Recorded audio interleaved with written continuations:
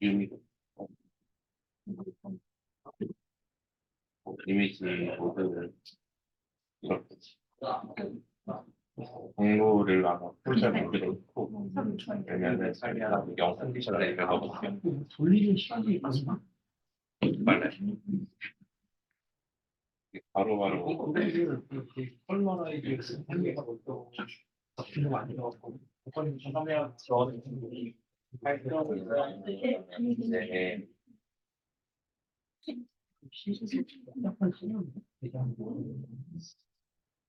그런 이미지가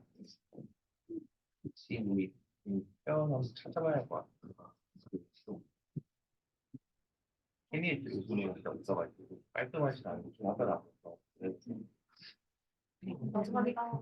이게 얼마나 이 세션이 맞아요. 네. 이랑 그러면 저희 발표 시작할게요. 네, 발표 시작하겠습니다. 제가 오늘 논문을 3개 가져왔는데요. 약간 이런 식으로 묶어볼 수 있을 것 같아요. 누가 저한테 야, 저 LLM 특징이 요새 알려진 게 뭐가 있어? 라고 질문을 했을 때 저거 해야 되는데.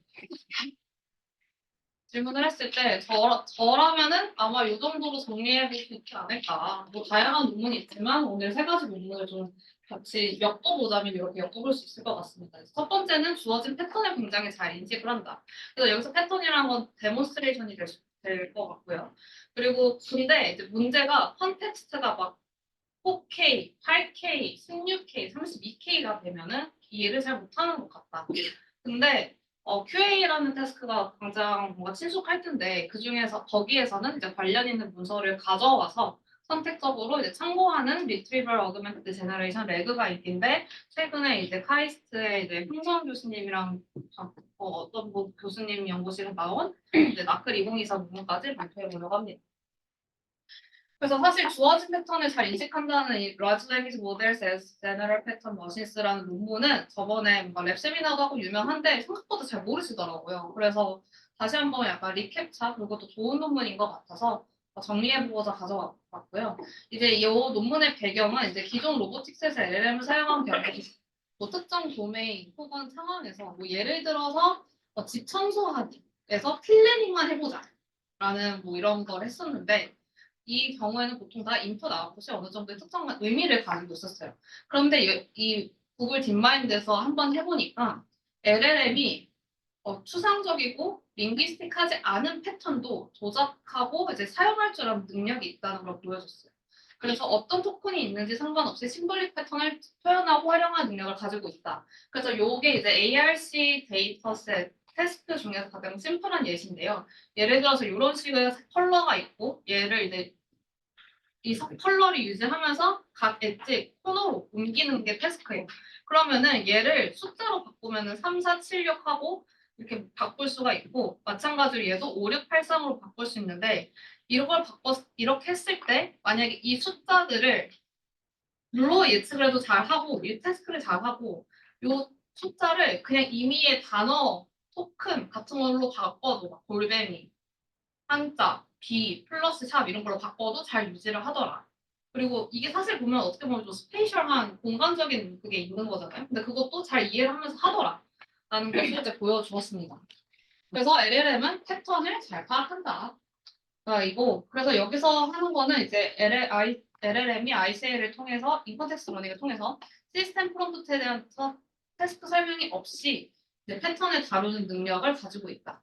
이걸 3가지로 나눠볼 수가 있는데 추상적인 패턴을 바꾸는 시퀀스 트랜스포메이션 그리고 시퀀스 컴포지션 즉 사이드 소디얼 같은 어떤 펑션을 완성할 수 있는지 그리고 시퀀스 임프루브먼트 이 2가지를 해서 로보틱스에서 뭔가 리월드를 옵티마이즈 한다든지 뭐 이런 것들을 해볼 수 있을 것이라고 여기서 이제 정리하자면 패턴 머신을 3가지로 정의를 합니다. 그래서 이 각각에 대해서 실험을 진행을 하는데요. 일단 첫 번째 시퀀스 트랜스포메이션은 추상적인 패턴을 바꾸는 능력입니다. 그래서 뭐 ARC는 방금 보여드린 그런 요 박스를 이제 숫자로 넣어줬을 때 각각의 알맞은 위치에다가 넣어주는지 그리고 오브젝트 리어레인지 버튼은 요 인퍼런스 예시는 보시면 요 빨간 컵이 초록색 그릇 안으로 옮겨갔죠. 그러면 요 위치에서도 요 빨간 컵이 초록색 그릇으로 옮겨가야 될 거예요. 그럼 이거를 도대체 L이라면 어떻게 주느냐? 이렇게 줍니다. 그냥 숫자로 줘요. 그러니까 이렇게 숫자를 줘도 내가 어떤 태스크를 원하는지, 어떤 패턴을 원하는지를 이해를 하고 이 아웃풋이 내뱉더라. 그래서 이 숫자를 시각하면 이렇게 되고 잘 예측을 하더라. 이 결론이었습니다. 그래서 첫 번째로 시퀀스 트랜스폼의 추상적인 패턴, 그리고 이 공간을 다 이해를 하고 추론이 가능한가에 대해서는 가능하다라는 결론을 얻을 수가 있었고, 두 번째는 이제 시퀀스 이제 컴플리션인데요. 뭐 사인 함수를 이제 저희가 0에서 10으로 이제 인티저로 디스크리미나이즈 할 수 있겠죠. 그럼 요걸 했을 때 이 숫자를 이제 인풋으로 넣어주면은 제로샷으로 나머지 초록색을 생성을 해낸대요. 그래서 실제로 세 가지 펑션을 정의를 해서 이제 실험을 했는데 첫 번째는 이렇게 계속 반복되는 y는 a sin bx 그리고 두 번째는 y는 ax sin bx 그리고 마지막은 이제 점점 줄어드는 y는 2x 제곱분의 a 곱하기 sin bx로 이렇게 했습니다. 그래서 이걸 했을 때 동일한 데몬스트레이션을 주고 11번 인퍼런스 했을 때 그 에러를 분포를 보면은 예측 분포를 보면 꽤 잘하더라. 그리고 에러도 꽤 많이 데몬스트레이션 예지를 5개 줬을 때가 3번 줬을 때보다 잘하더라. 그래서 뭐 이걸 실제로 로보틱스에서 적용해보니까 그것도 잘하더라. 그러니까 내가 어떤 요런 게 있대요. 여기 얘 로봇 팔에 마커가 있는데 이 컵에 가는 게 목표인 거예요. 그러면은 제가 지금 여기서 데몬스트레이션으로 요 리워드가 71일 때 얘 트레젝토리가 어떻게 되는지 숫자로 쫙 주고 90일 때의 트레젝토리를 딱 주면은 얘는 이제 100, 즉 리워드가 100일 때 예측을 쫙 하는 거예요. 이걸 하면은 훨씬 잘하더라. 이것도 잘 하더라. 이 결과였습니다.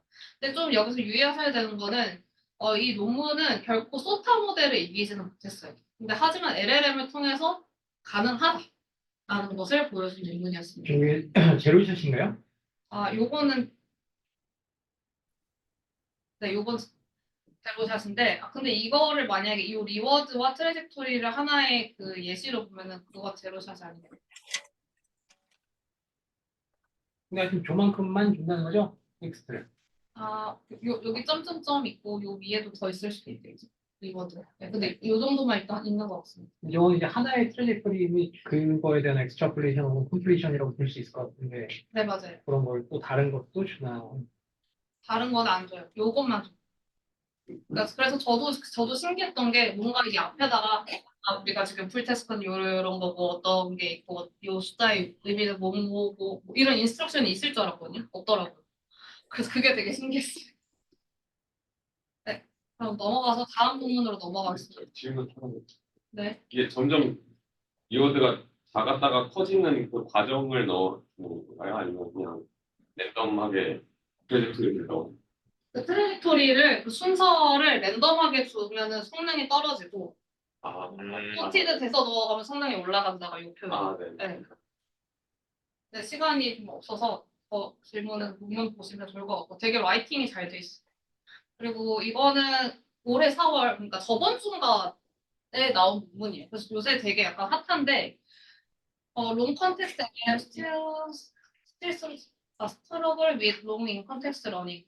결론만 얘기하자면은 아직도 엄청나게 긴 거에 대해서는 잘 못한다. 그럼 이걸 어떻게 평가할 거냐에 대해서 사실 기존에는 어떻게 했냐면은 이걸 어떻게 LLM을 평가를 했느냐를 살펴보면은 엄청나게 긴 문장에 내가 원하는 어떤 패스키를 숨겨놓는 거야. 숨겨놓고 맨 마지막에 그래서 패스키가 뭐야? 더 패스키 is 하면은 얘가 딱 내가 중간에 삽입한 패스키를 여기서 내뱉어야 얘가 잘 기억하고 있구나 라는 어떤 태스크가 있었고 이제 다른 거는 내가 이 패시지 그러니까 QA 태스크에서 내가 어떤 패시지 안에서 답을 찾아야 되는데 이 패시지가 굉장히 길 경우를 롱 다큐먼트 퀘스천 앤서라는 태스크가 있었습니다.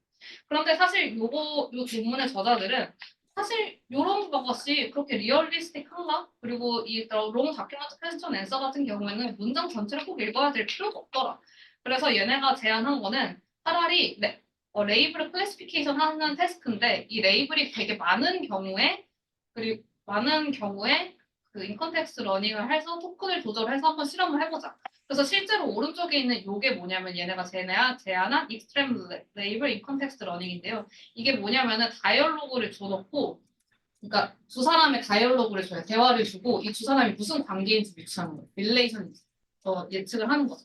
그래서 보시면은 뭐 프레딕트라고 했을 때 뭐 누구는 어떤 레이인데 이 사람 간의 관계는 걸과 보이프렌드이다. 펄슨과 뭐 클라이언트다.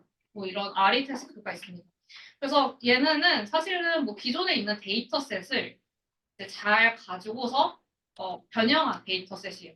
근데 좀 놀라웠던 점은 요만큼 거의 지금 공개되어 있는 모든 오픈소스 모델과 제미나이 1.0%와 GPT-4 터보를 가지고 실험을 모두 다 진행을 했습니다. 그래서 요새 굉장히 좀 핫하고요. 그럼 이 토큰 개수를 어떻게 조절을 했느냐? 내가 예를 들어서 지금 디스커버리라는 태스크가 있는데 이건 뭐냐면 문장이 두 개가 있잖아요. 그럼 이 두 개 사이에 이어주는 어떤 부사구 같은 게 있을 거예요. 예를 들어서 뭐 therefore, consequently, similarly 뭐 이런 거를 174개 중에 하나를 골라야 되는 거예요. 그럼 여기서 토큰 개수를 어떻게 조절하느냐? 여기에서 보통 이제 클래스 하나당 예시가 하나는 있어야 LLM이 잘 예상한다고 생각을 하거든요. 그래서 이 클래스당 예시를 몇 개 배정하느냐로 이제 토큰의 그 개수를 조정을 합니다. 그래서 라운드는 총 5개고 5개면은 클래스당 예제가 5개인 거죠. 그래서 실제로 결과를 보면은 데몬스트레이션의 길이가 길고 레이블의 수가 많아질수록 정확도가 떨어지더라. 지금 보시면 이 이지라는 것은 레이블이 적다는 뜻이고 하드는 레이블이 많고 그리고 여기서 보시면 이 그래프 안에 표 안에 지금 토큰 랭스가 있어요. 이 토큰 랭스는 뭐냐면은 그 모든 데몬스트레이션의 길이를 다 합했을 때 그대로 봄이가 되게 잘하는 걸 알 수가 있죠. 그래서 요것도 이 오른쪽도 마찬가지입니다. 그래서 요거 보시면은 약간 GPT-4 32K가 약간 넘사로 잘하고 근데 디스커버리 41K 즉 그 두 개의 문장을 이어주는 어떤 174가지의 부사구에 대해서 하나를 맞춰야 되는 태스크에 대해서는 전부 다 그냥 실패해버립니다. 0이 나와요.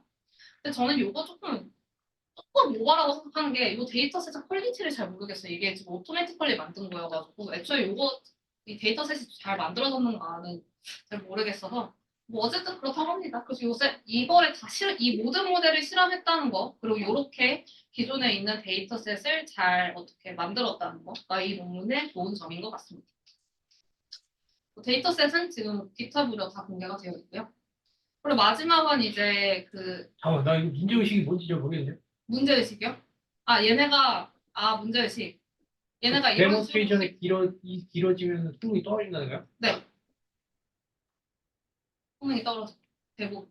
데몬스트레이션에서 어떤 요소가 들어질 때 수능이 떨어진다는 거야? 주로 어떤 요소를 보시겠어요? 데몬스트레이션에서 저희가 어떤 클래스마다 그 예시 네. 멀티 클래스 클래시피케이션에서의 클래스 예시? 클래스마다 부여되는 개수. 네. 그래서 근데 저희가 생각하기에는 클래스가 많더라도 예시가 많으면은 충분하게 예시를 줬으니까 잘 해야 될 것 같잖아요. 근데 그게 아니라 그냥 예시를 충분히 주더라도 전체 길이가 32K 막 이렇게 되면은 아직까지 성능이 떨어지더라고요. 그게 뭐 포게팅 같은 그러니까 카타스트로피 포게팅이 아니라 그 롱 컨텍스트에서 뭐 포게팅 같은 네, 맞아요. 그래서 기존에는 약간 그런 뭐 네, 그런 게 있다. 그래서 그런 거를 여러 데이터셋을 자기네가 공개하고 그 데이터셋에 대해서 평가까지 한 게 컨트리뷰션이에요. 어디 붙은 건 아니고요. 아카이빙만 등록한 그래서 뭐 시퀀스 레이블 마지막에 있는 걸 좀 더 선호하고 뭐 그렇다. 그래서 관련 논문은 러스트 인더 미들이라는 논문이 있고요. 이거 시간 관계에서 시간이 지금 2분밖에 안 남아서 넘어가겠습니다.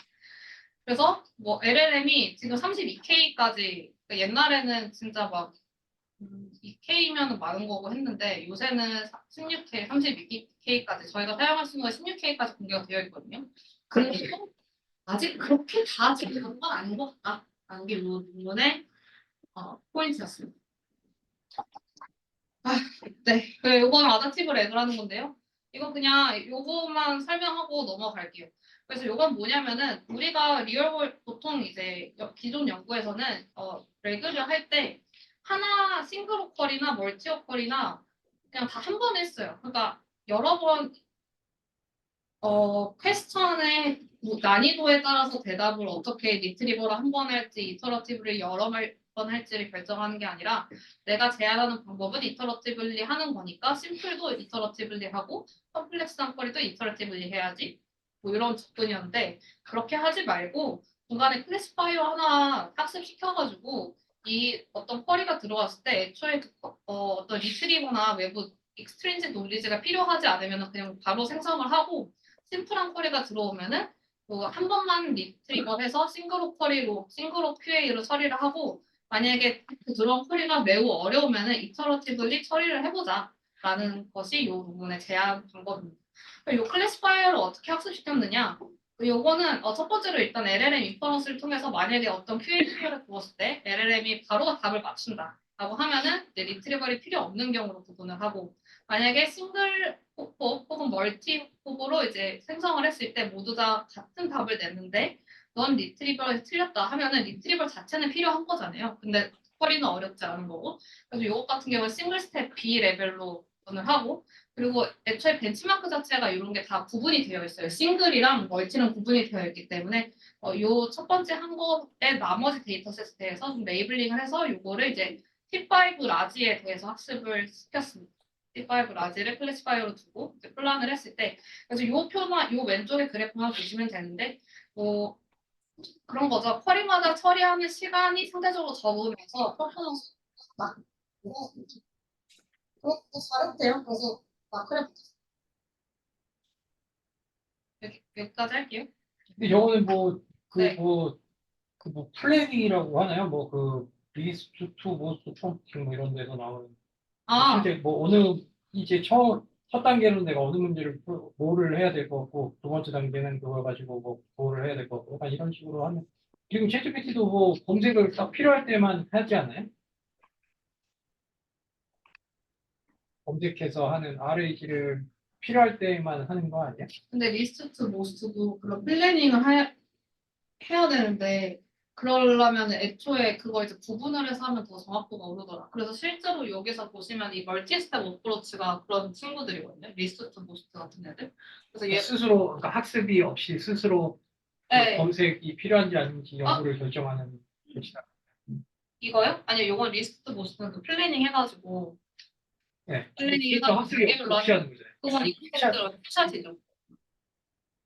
근데 여기서 하는 거는 그러니까 근데 이런 멀티 스텝은 애초에 그 타겟 데이터셋이 일단 이런 좀 복잡한 데이터셋을 타겟팅으로 했고 뭐 싱글옵은 딱 싱글옵 타겟팅으로 한 논문들이 있는데 얘네는 우리 모델을 하면은 둘 다 그냥 한 번에 해결할 수 있어. 뭐 이런 어프로치로 해서 되게 뭔가 그렇게 큰 노벨티가 있는지는 모르겠으나 뭔가 시의적절하게 잘 나온 것 같다. 그리고 뭔가 실제로 LLM으로 QA 태스크를 서비스하는 입장에서 생각을 한다면은 내가 챗GPT인데 이 유저가 나한테 어떤 질문이 올지, 복잡한 게 올지, 간단한 게 올지 모르잖아요. 그래서 그거를 중간에 한번 저징하는 걸 뒀다는 게 실용적인 거죠. 약간 서비스 측면에서. 그래서 메인으로 나클 2024를 추천을 여기까지 하겠습니다.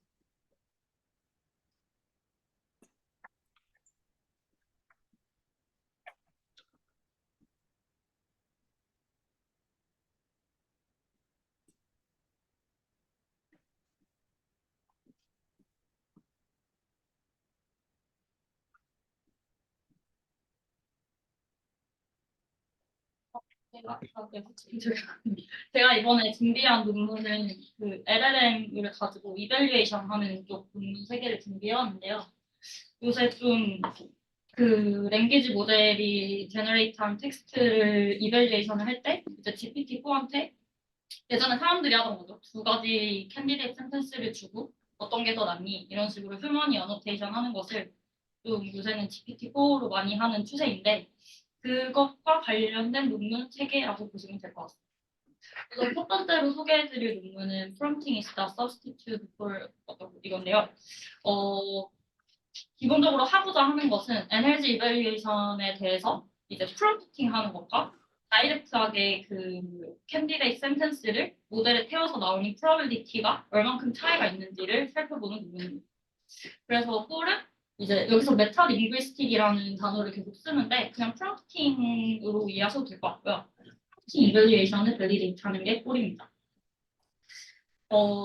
그래서 왼쪽 그림을 보시면 아시겠지만 다이렉트처럼 이제 두 가지 센텐스 중에 S1은 문법적으로 맞는 문장이지만 S2는 이제 have라는 문법적인 오류가 있는 문장인데 그러면은 이제 얘네를 각각 랭귀지 모델에 태웠을 때 나오는 probability가 S1이 S2보다 높아야 돼요. 근데 이거를 이제 이런 식으로 줬을 때 저희가 프롬프팅 하는 것처럼 줬을 때 이 확률 간에 이 두 개 간에 어떤 차이가 있는지를 살펴본다고 보시면 될 것 같습니다. 그래서 결론부터 보면 프롬프팅 베이스드 이밸리에이션이 다이렉트 probability를 계산하는 것보다 못하고요. 그러므로 LLM의 컴피턴스 퍼포먼스 디스팅션이 존재한다고 이야기를 합니다. 그래서 보시면 시험 세팅은 크게 이제 월드 레벨의 저지먼트랑 센텐스 레벨의 저지먼트가 이렇게 있었는데요. 저는 뭐 일단 이밸리에이션 쪽으로 접근해서 센텐스 저지먼트만 가져왔고요. 크게 이제 위에가 센텐스 저지먼트, 밑에가 컴퍼레이션인데 다이렉트는 아까 말씀드렸다시피 두 가지 문장을 이렇게 각각 모델에 태우는 것이고요. 이 세 가지 세팅은 이 두 가지 문장에 대해서 하나만 주고 좋은지 나쁜지를 고르는 것이고, 컴프레이션 같은 경우는 두 개를 주고 어떤 것이 더 낫니? 한데 뭐 메타 인스트럭트 이런 거는 뭐 저희가 많이 프롬프팅으로 쓰는 your help you writing artist 이런 걸 추가하는 그냥 세팅이라고 보시면 될 것 같습니다. 그래서 결과를 보시면 크게 이제 6가지 모델에 대해서 수행을 했는데요. 이게 작년 EMNLP 논문이라 GPT는 3.5까지밖에 실험이 안 돼 있고요. 그래서 이제 다이렉트와 이러한 그 프롬프팅 기반의 리서치를 한번 보시면 프롬프팅이 다이렉트 메저먼트보다 주로 이제 성능이 다 낮습니다. 까만색이 다이렉트고 이 흐린 색들이 다 프롬프팅인데 그거 다 낮고 이 두 가지는 아까 말씀드렸다시피 이거는 한 가지 문장을 줬고 이게 듣니 나쁘니를 물어봤고 이제 이 두 번째 거는 두 가지를 줬고 이게 페어로 주고 어떤 것이 더 좋니?라고 물어봤을 텐데 두 가지 페어를 줬을 때 좀 프롬프팅의 어큐러시가 올라가는 그런 경향이 있었다. 이런 이야기를 하고 있습니다. 어? 왜냐면 뭐 어떻게 하는 거라고? 네? 어떻게 하는 거라고? 뭐 네. 네. 디렉트 뭐? 다이렉트. 그게 뭐 어떻게 하는 거야? 아, 조인트 프로비러티를 다 곱해갖고 계산하는 거야? 로그 프로비러티 같은 거 계산, 로그 라이크리도 계산하는 거야? 아니요, 전 그냥 그 센텐스 레벨로 그 마지막 레이어 부캡에서 그 프로비티를 예를 계산. 들어서 좀 설명해 줄래? 예를 그 두 개 들어서. 중에 일단 해지가 맞는데 근데 디렉트는 어떻게 주는 거야? 다이렉트는 그냥 이 문장 하나를 랭귀지 LLM에 통과를 시킵니다. 그러면은 이 센텐스에 대한 그 마지막 레이어에서 프로비티를 계산했었잖아요. 그게 무슨 말이야? 디스트리뷰션에 대해서. 그러니까 토큰비어 프로비러티를 계산해가지고 그거서 조인트 프로비러티로다가 다 곱셈 아니면 로그 라이크리들을 다 더한 거라는 거죠? 맞아요? 라스트 레이어의 확률이 어떻게 나오는 거예요? 마지막 단어를 완성할 때의 확률이. 네, 그렇게 이해해요. 아니 근데 그거는 그거 해지까지 들어왔을 때 컨디셔널 프로비러티고 아니 우리 그 저거 뭐야 그 저거 빔 서치 할 때도 저 조인트를 하잖아요. 그러니까 조인트 네. 프로비러티를 한다는 거야. 조인트 프로비러티라는 건 다 곱해야 되는 거잖아요. 그거 로그 라이크리는 다 더해야 되는 거. 그맨 앞에 그 피규어로 네. 여기서 네. TS1을 어떻게 구하는지를 네, 그거 어떻게 구하냐는 거죠. Every child studied에서 어떻게 구해요? Every의 확률, child의 확률, has의 확률, studied의 확률을 다 곱하는 거 아니에요? 로그 라이크리도 다 더하는 거 아니에요? 아니요. 것 같은데. 문장 단위로 하면 아니 여기서 다이렉트가 제일 좋다 그러는데 다이렉트가 어떻게 하는 건지를 정확히 설명해야죠. 다이렉트가 제일 좋다는 거 아니에요? 걔가 주인공 아니에요 지금?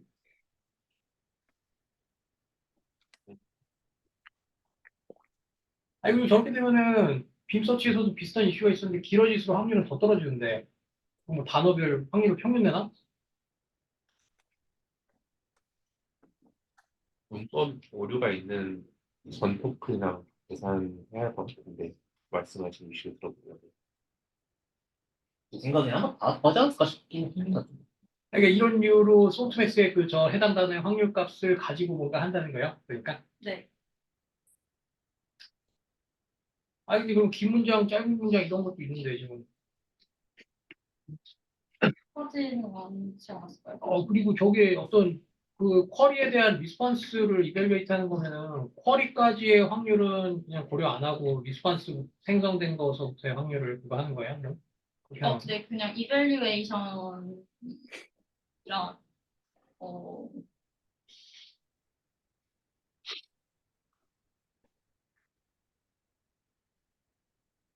근데 여기서는 지금 예시로 나온 태스크는 어, 어느 게 더 맞는 문장인지를 수행한 그런 테스크라고 해도 근데 그건 테스크별로 다르게 될 것 같아요.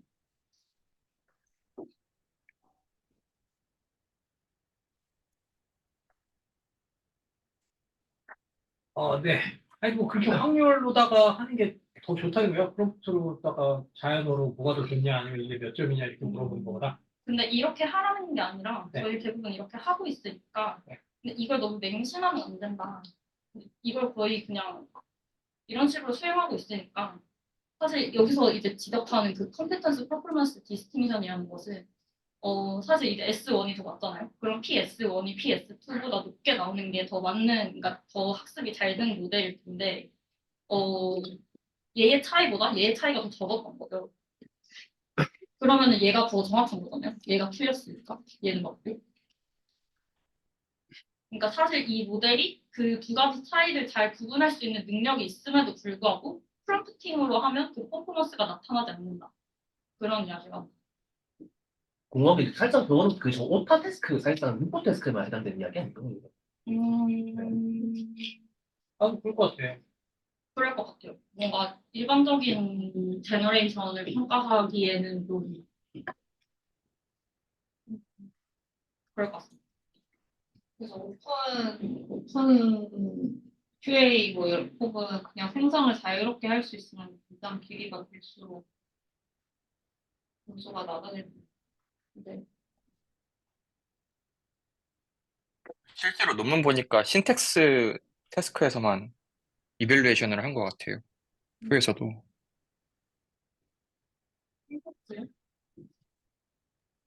그 다음 장 보시면은 그 근데 그래프 나오.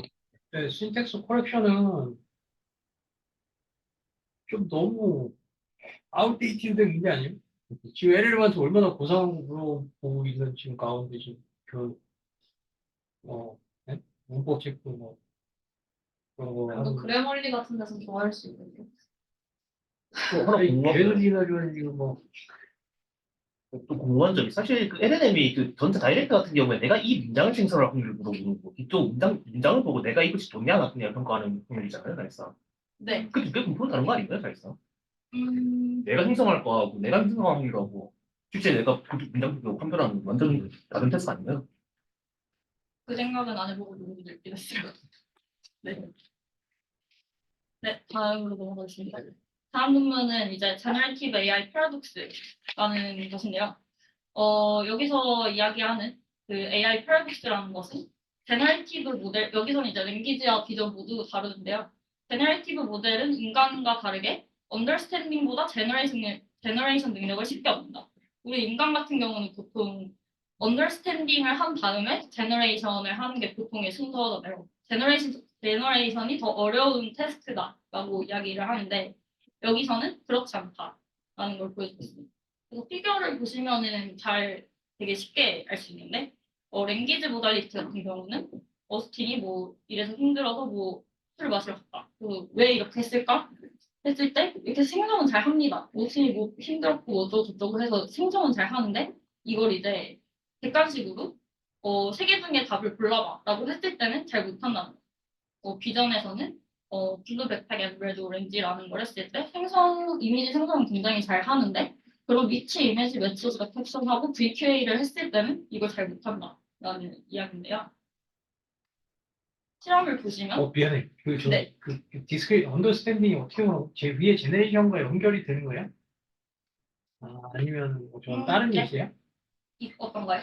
그 언더스탠딩 로우가 네. 위에 코레스폰딩 컬럼의 위에 내용이랑 관련이 되는 거야, 안 되는 거야? 파란색이 예쁘신 거죠? 네. 파란색이 예쁘시고 이걸- 초록색이 네. 제네레이션한 결과고. 네, 거기까지는 제너레이션이고, 네. 그러니까 언더스탠딩을 잘 못한다는 문제의식이 네. 그 밑에 예시잖아요. 네. 그러니까 selective as the best answer from the choice provided. 저 질문이 위에 있는 내용과 연결이 되는 거예요? 네, 이쿼리를 주고 select the best answer from the choice provided 하면은 이제 아, 저 위에 있는 질문에 네네. 대한 이게 퀘션이고요. 네. 이게 answer입니다. 아니 근데 언더스탠딩은 여전히 저 위에 있는 질문에 대한 저거가 컨텍스트가 돼서 저런 객관식 질문을 한다는 네, 거죠? 텍스트는 이 세 줄이 될 것 같습니다. 네, 네. 그래서 정답은 이제 셀르다. 좀 쉬러 가는 건데, go to the bar 이런 잘못된 understand. 제너레이션은 잘하는데, 그게 과연 진정 understanding으로 나온 제너레이션인가? 하는 얘기인 것 같습니다. 제네레이션에서는 맞췄는데 네. 다 선택을 하라고 하면 못 맞춘다는 거죠? 네. 근데 왜냐면 이게 저 Why did Austin do this까지 주는 거죠? 네. 그러니까 저 네 줄, 그죠? 네. 네 줄이 아니라 네 줄을 주고 언더스탠딩을 점프를 해가지고 select the best 네. answer 이렇게 하는 거죠. 네. 네, 여기도 마찬가지로 뭐 to, paragraph 뭐 이런 거 했는데, 그건 어떻게 돼요? 아, 이게 기본 세팅을 모르겠어서 지금.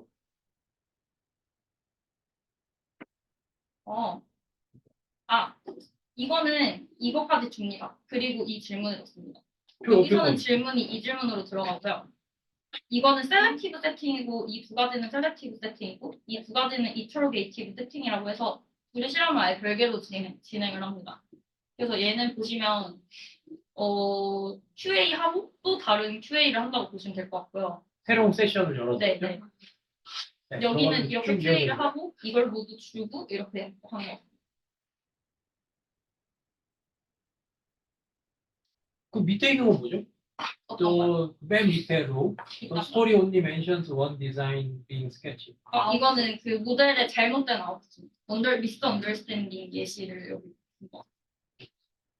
저렇게 생성을 하라고 했더니 man이라는 단어 하나만 생성하고 끝내면 될 거를 뭐 저렇게 길게 생성했는데 네. 저게 man이 해당하는 얘기가 아니라 one design이라고 했기 때문에 잘못했다는 거야? 네.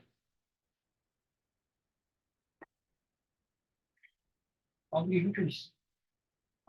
모르겠네. 자꾸 내가 따지면서 미안하지만 네. 이거는 LLM 자체가 후졌다는 얘기 아니에요? LLM 저렇게 쓰지 않나? 아니 멀티플 초이스도 다 저렇게 해가지고 확률 잰다거나 뭐 저런 식으로 인퍼런스 하지 않아요? 멀티플 초이스에서 그런 것도 QA 테스트 패션 그 QA 문제도 그리고 저것도 저렇게 쫙 생성해가지고 그냥 저게 RAG나 아니면은 뭐 기존의 LLM을 우리가 쓰는 거랑 뭐가 다르죠? 저 간에 차이가 있다는 걸 밝히는 어널리시스도 있는. 어디 가는 차이? 뭐가 다른 차이? 그러니까 저 파란색 A를 예시로 들면은 저걸 퀘스천에 넣었을 때, 자, 너는 그러면 어스틴이 어떻게 할 거라고 생각해라고 하면은 생성을 할 때 그 내용이 정답이 세틀다운이 있는데, 어디 쳤을지 나는데? 이건 그런 그거고. 뉘앙스가 지금 첫 번째에 있는 거 아니에요? 네. 뭐가 있어요? 러스 데이를 가졌고 쉬고 싶어서 네. 갔다. 그러니까 보면 고투바나 올더러 드링크는 없잖아요. 네. 그래서 제네레이션을 하면 그냥 문장을 생성하게 하면 맞추는데 ABC중에 선택라고 하면 틀리는 경우가 발생하죠. 오브저베이션에서 시작한 거. 근데 이 예시에서 보면 이렇게 제너레이션을 잘 했는데 얘가 go to the bar을 한 걸 보면은 사실 이 주어진 컨텍스트에서 go to the bar이라는 게 있었거든요. 이런 좀 피상적인 것을 보고 제너레이션을 하는 것이지 완벽하게 그 주어진 입력을 얘가 이해하고 그걸 추론해서 답변을 하는 건 아니다. 이런 얘기입니다.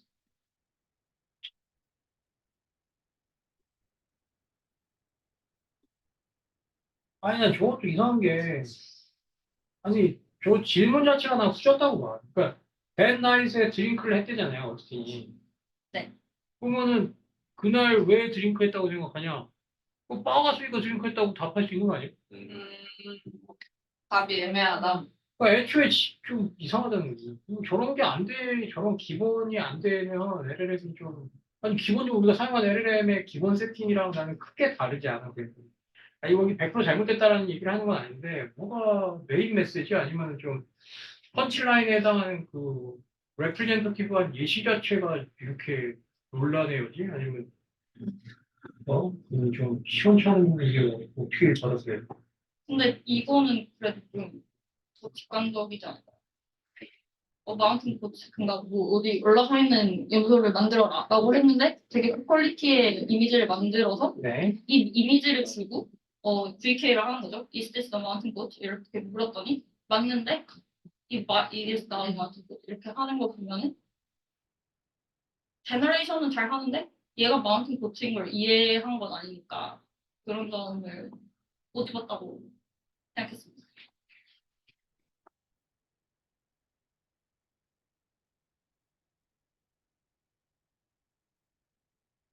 아, 이것도 나는 지원이 좀 이상해. 아니, 그러니까 저게 마운틴 고트?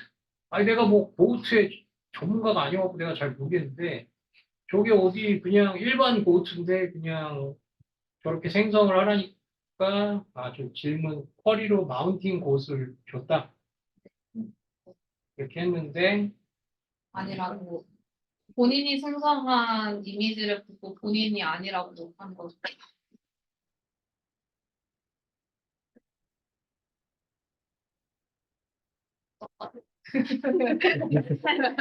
시간이 진작에 네, 그래요. 이거 좀 이상하지 않는 뭐. 그래서 했는데 이제 랭귀지 보시면 예 제너레이티브는 크게 차이가 안 나거든요. 이 빗금 친 게 제너레이티브고 빗금 안 친 게 디스크리미네이티브인데 이 주황색이 휴먼이고 사실 크게 차이가 안 납니다. 근데 이게 디스크리미네이티브한 태스크로 가면 차이가 많이 나요. 휴먼은 그대로 잘 하는데 모델들은 잘 못하더라 하는 얘기고요. 비전도 마찬가지. 그리고 마찬가지. 그래서 아니, 그러면 그거 뭐야? 저거 레코그니션 혹은 클래시피케이션 뭐 이런 거 QA 같은 거를 뭐 멀티플 초이스로 한다거나 그러니까 그런 거는 익스트랙티브 그러니까 제네러티브 태스크로 한 거는 아닐 수 있잖아요. 뭐 네. 그럼 그런 거 잘하려면 어떻게 해야 돼? 버튼 가지고서 파인 튜닝이요? 아니 요즘에 트렌드는 LLM이 만능이다. 그러니까 저런 거 뭐 다 고르는 거 뭐 클래시피케이션 이런 거 그냥 껌이고 더 빡시고 더 어렵고 막 더 창의적이고 더 제네레이티브 뭐 이렇게 휘황찬란한 거 그런 것도 엄청 잘한다가 대세잖아요. 그러니까 쉬운 문제는 이미 LLM한테 이미 껌이 돼버렸다. 약간 이렇게 해서 그 더 어렵고 팬시한 문제들을 도 이렇게 잘한다. 아, 요즘에 트렌드인데 이거는 기존에 뭐 쉽다고 껌이라고 생각했던 거 알아보니까 잘 못한다? 잘 그런 얘기잖아요. 못한다기보다는 네. 제 생각에는 약간 얘가 답은 맞췄을 수도 있어도 이게 정말로 얘가 이해하고 생각해서 근거를 가지고 생성한 게 아닐 수 있다. 한번 다시 생각해보자 뭐 이런 거. 이해하는 것이랑 생성하는 것은 별개의 문제라고 설명을 하고 있는데 저는 거기에 설득됐거든요. 네, 말씀하신 대로 그런 평가 내거나 데이터 접근 방식에 그렇게 예. 완벽하진 않아요. 근데 나는 앞에서의 그 고투도 나는 고투 전문가한테 가서 이게 마운틴 고투처럼 보입니까? 라고 물어보고 싶어. 근데 저는 저 예시가 한 세션에서 다 준 거라고 생각이 돼요. 네. 그러니까 마운틴 고트라고 물어보고 마운틴 고트 이미지를 생성을 했는데 그 다음에 언더스탠딩을 물어봤을 때 마운틴 고트라고 아니라고 하니까 여기가 인메인한 언더스탠드라고 제목을 한 것 같은데 다른 예시들도 보시면 뭐 그러니까 제네레이션 하고 나서 그 다음에 언더스탠딩을 물어본 거. 근데 그렇게 되면은 좀 너무 뻔한 게임이 되지 않나요? 그러니까 앞쪽에서 내가 뭐라고 질문하는 거야. 여기서는 저 이미지를 보고 네가 답해라라고 했는데 그 이전에 답이 나와 있어. 그래갖고 그 이전에 나온 그 답을 내가 약삭빠르게 캐치를 못해서 틀린 거를 갖고 얘를 비난해야 되나요? 자기가 만들었는데 그 만든 이유를 잘 얘기를 못한다. 라는 얘기. 아니, 그러니까 나는 조고가 마운틴 고트 전문가한테 가갖고 이게 마운틴 고트처럼 보입니까? 라고 했는데, 아, 이거 그냥 고트 같은데요? 저 마운틴 고트 저는 자기가 생각했던 게 아닌 것도 같은데요? 라고 하면 모르잖아. 아니, 뭐, 나도 고트 전문가가 아니니까 모르지만, 아니, 거시기 고트 이렇게 했는데, 그냥 대충 고트 생성했을 수 있잖아요. 그러니까는 생각 그걸, 예비 자체가 틀렸을 수도 있어. 네. 음. 그러니까 생성 자체가 삐리하게 됐으면은, 뭔가, 근데 승우님이 말씀해주신 세팅은 아니고요. 왜냐면은 이 랭귀지 모달리티 같은 경우는 이 아예 그냥 같은 모델로 했어요. GPT-4나 뭐 GPT-3.5나 뭐 그런 모델로 했는데 여기서는 생성하는 기존에서는 생성하는 소프트웨어 모델이랑 따로 VQA하는 그 아니, 소프트웨어 모델이 달라서 알리 따로 쓰고, 네, 뭐, 별개로 저거 따로 그건 저럴 수 있는 거. 아, 그러네요. 그럴 수 있어. 근데 뭐 그래도 C는 좀 그럴 듯한 부분이 있긴 한데. C가 제일 가장 네. 이해가 되는 펀치라인으로 아, 한다면 C. 그래도 그렇지, 이미지. 아니, 근데 저거는, 네. 모르겠네. 요건 확실히 레드 오렌지 그 빨간 아니, 근데 저거 뭐였지? 블루베리가 최근, 지난주인가, 지난주인가, 발표한 논문 중에 바운디드 어텐션? 뭐 그런 거 있었잖아요, 뭐. 그러니까 레드 캣 앤드 블루 도구. 이러면 블루가 캣에 걸리는지 도구에 걸리는지 헤매고 앉았고, 그렇게 생성을 해버리더라. 네. 그런 논문이 좀 있었잖아요. 네. 그러니까 그거는 이제 T2I 모델의 어떤 단점이자 한계점? 그런 거를 발견해가지고 그걸 개선하고자 하는 논문이었다면, 이거 멀티모달 모델도 대충 약간 입출력이 좀 바뀐 지금 상황인데, 대충 셀프 어테인션 걸다 보면 그런 거 좀 똥을 좀 잘 못 가리고 있는 수준일 수도 있는 거잖아요. 그러니까 여러 개의 오브젝트가 등장했을 때 그 각각을 수식하는 혹은 한정하는 좀 그런 거를 구분해서 생각을 못 하게 되는 그런 좀 어떻게 보면 좀 그런 스페시픽한 유형의 문제점으로부터 저게 발현되는 걸 수도 있잖아요. 저렇게 뭔가 거창하게 what it can create, we may not understand라고 제너럴라이즈 하기 전. 모르겠어요. 그래서 네, 하여튼 하나하나 제대로 된 기자가 없어. 근데 뭔가 여기서 시상하는 거는 뭔가 사람과 비교해서 근데 이제 AI가 슈퍼휴먼이고 이제 인간보다 사실 생존력은 좋잖아요. 시간과 돈 이런 걸 생각했을 때 사람보다 생존하는 능력은 훨씬 우수한데 과연 그게 이제 인간의 뭔가 인간성처럼 느껴지는 어떤 언더스탠딩 이러한 릴라이블한 결과인가? 그런 의문에서 출발한 것 같아요. 그러니까 레코니션하고 디스크리미네이션 이런 류의 태스크들은 껌으로 다 잘한다고 생각을 했는데 생각보다 까보니까 그렇지는 않다. 이 정도? 근데 너무 못한다 이런 것도 아니고 그게 생성 능력만큼 그게 이렇게 따라와 주진 않는다 이런 느낌이. 아니 근데 그렇게 얘기하는 건 좀 나는 애매한다고.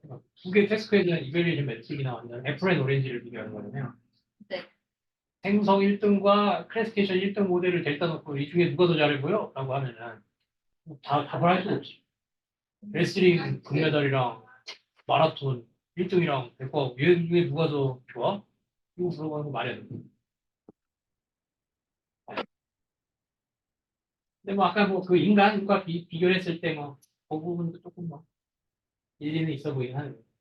인간보다 훨씬 최소한 더 빠르게 이렇게 만들어주긴 하죠. 네. 근데 그런 플레이스테이션이나 그런 거 인간이라면 당연히 껌으로 할 텐데 얘는 헤매거랑. 시간 너무 두 번째 논문. 내가 오늘 간만에 안 주고 열심히 질문이 많이 나왔어. 앞으로도. 앞으로 졸아달라고? 둘 중에 뭐예요? 앞으로도 열심히. 이렇게. 이번이면 다음 주 이동. 그래서 다음 주 교수님 섹션 발표하셔야 돼요. 오늘 9개 하셔야 하는데.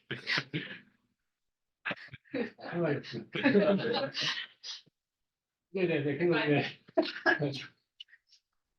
네, 이거 그냥 뭐냐면요. GPT-4로 다 하니까 뭔가 좀 이상하다. 오픈 소스된 이제 랭귀지 모델을 가지고 그걸 좀 어떻게 휴먼 프리퍼런스 데이터로 GPT-4만큼의 약간 이벨리에이션을 잘 해보자 하는 이제 측면에서 여러 가지 모델들이 나왔는데요. 그 파인튠드 저지 모델들에 대한 어널리시스 그냥 결과부터 보시면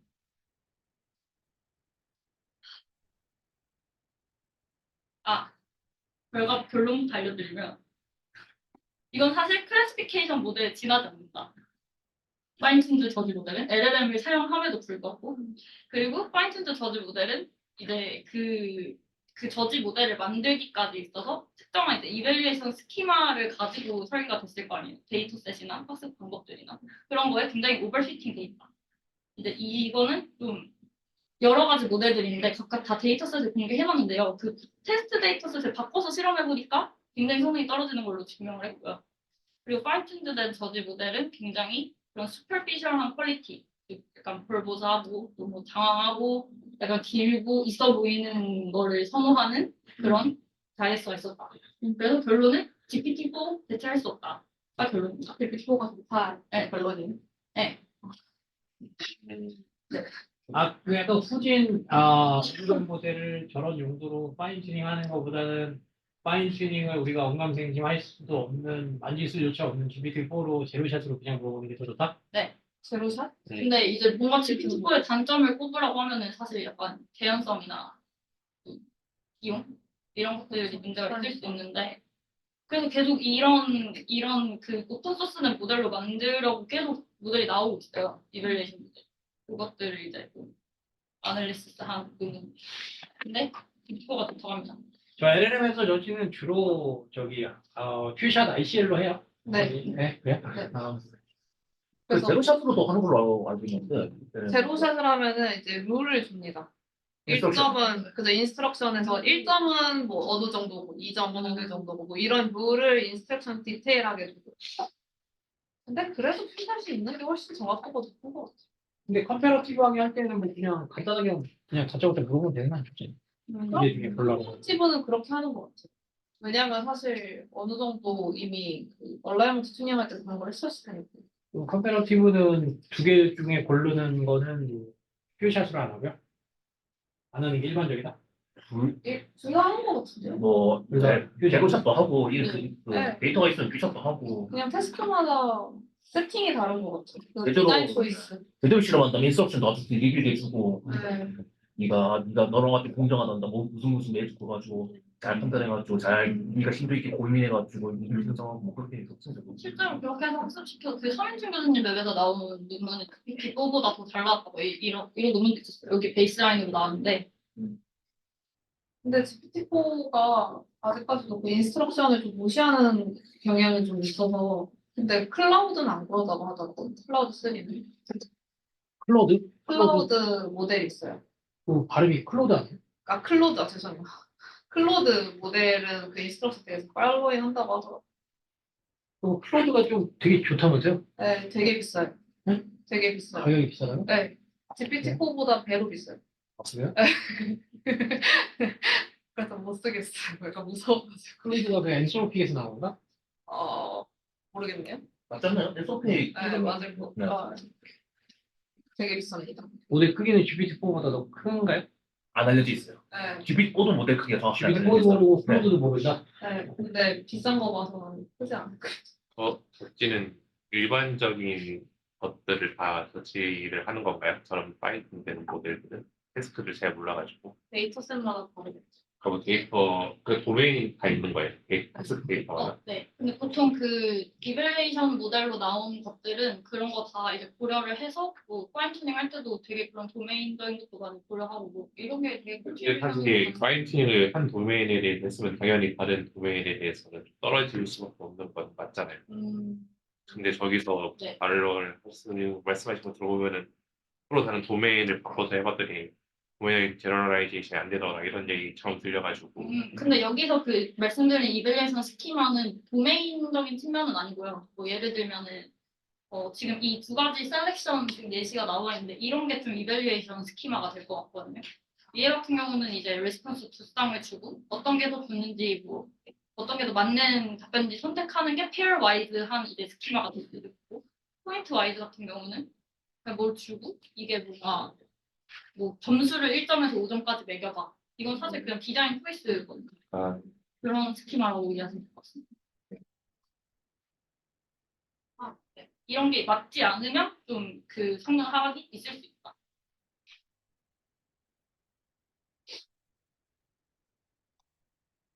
뭐 할까요? 맞을까요?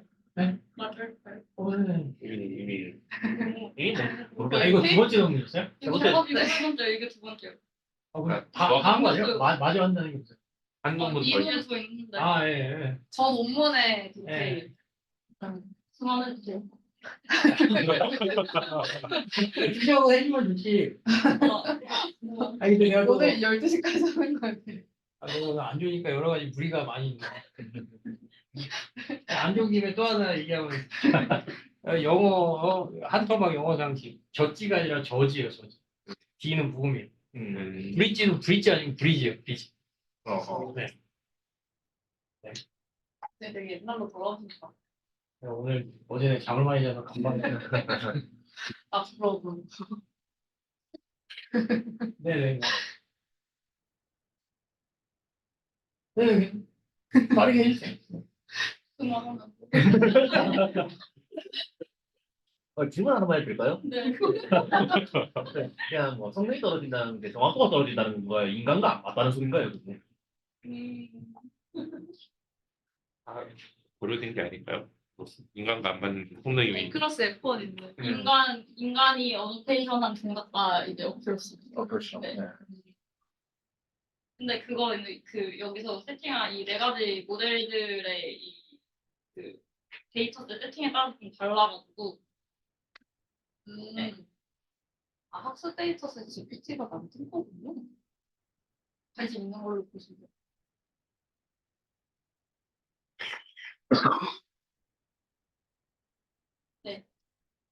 3월에 아카이브인데. ACL 언더 리뷰. 네. 네. 뭐? 끝? 네. 아,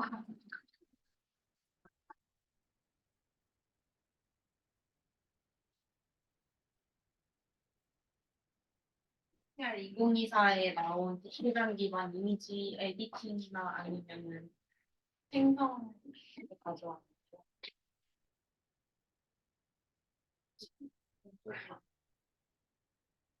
시작하겠습니다.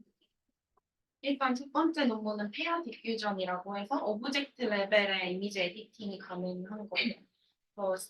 피겨를 보시면은 인풋이 있을 때, 얘에다가 이제 얘 오브젝트별 스트럭처나 어피언스에 대한 컨디션을 줄 수 있는 건데, 그거 이제 레퍼런스 이미지나 아니면 텍스트를 컨디션으로 줘서 하는 거거든요. 그래서 뭐 인풋에 세그를 이렇게 뽑아서 이런 쉐입, 헤어 쉐입 같은 것도 바꿀 수 있고, 헤어만 딱 이 오브젝트를 지정해서 레퍼런스 이미지에서 뭔가 어피언스를 따올 수 있고, 이런 방식이고요. 전반적인 프레임워크를 보시면은 생각보다 간단한데, 그러니까 외부에서 그냥 프리트레인드 스트럭처를 뽑을 수 있는 프리트레인드 모델이랑 어피언스를 뽑을 수 있는 모델을 가져와서 소스 이미지에서 각각 피처들을 뽑아서 이 피처들을 이제 디퓨전 모델이랑 컨디셔닝을 줬을 때 원래 이미지를 생성해야 하는 거를 목표로 학습이 되고요.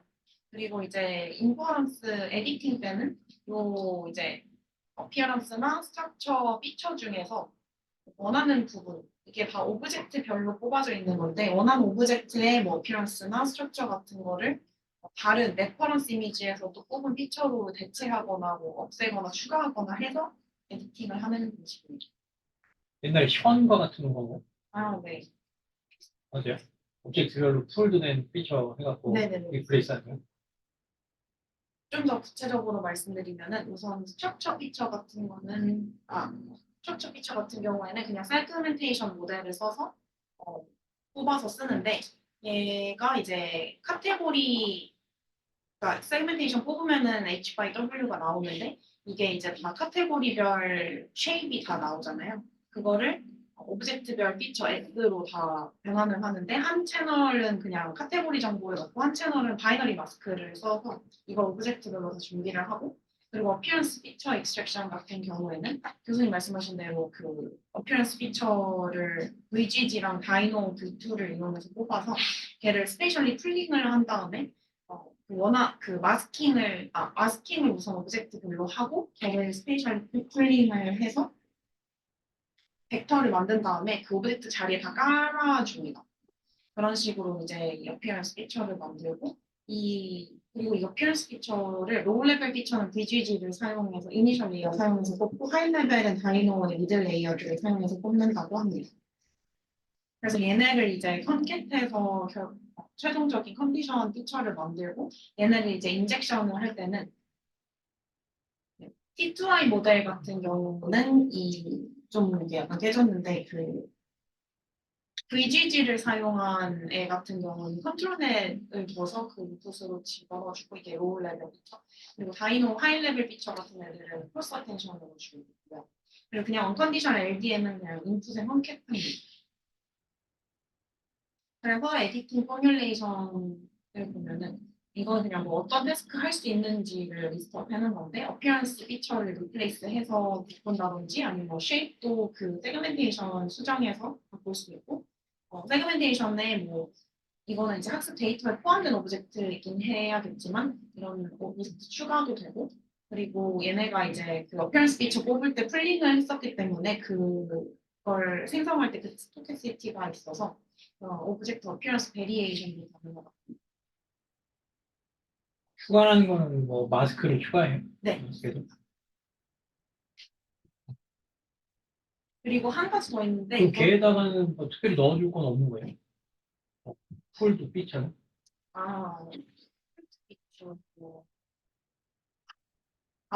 그것도 이제 어쨌든 레퍼런스에서 있는 거예요. 가지고 올 레퍼런스. 거기 때문에 레퍼런스에서는 있는 인지해서 거로 하는 거예요. 뭐 여기에 배드를 추가하고 싶다 하면은 여기서 뭐 어피어런스도 뽑고 그 마스크도 뽑아서 아마 추가를 할 것 같아요. 뭐 아니면 원래 그 소스에 쉐임만 바꾸고 싶다 하면 원래 어피어런스 피처를 넣으면 될 것 같아요. 그리고 클래시파이어 프리 가이던스 쪽에도 약간의 수정을 했는데요. 이런 스코어 펑션을 좀 풀어서 이런 클래시파이어 프리 가이던스를 만들었고 요게 이제 S 스트럭처 피처를 위한 거고 요거는 이제 어피어런스 피처를 위한 거고 요거는 텍스트 컨디션을 위한 건데 이게 이제 증명이 있는 실명이에요.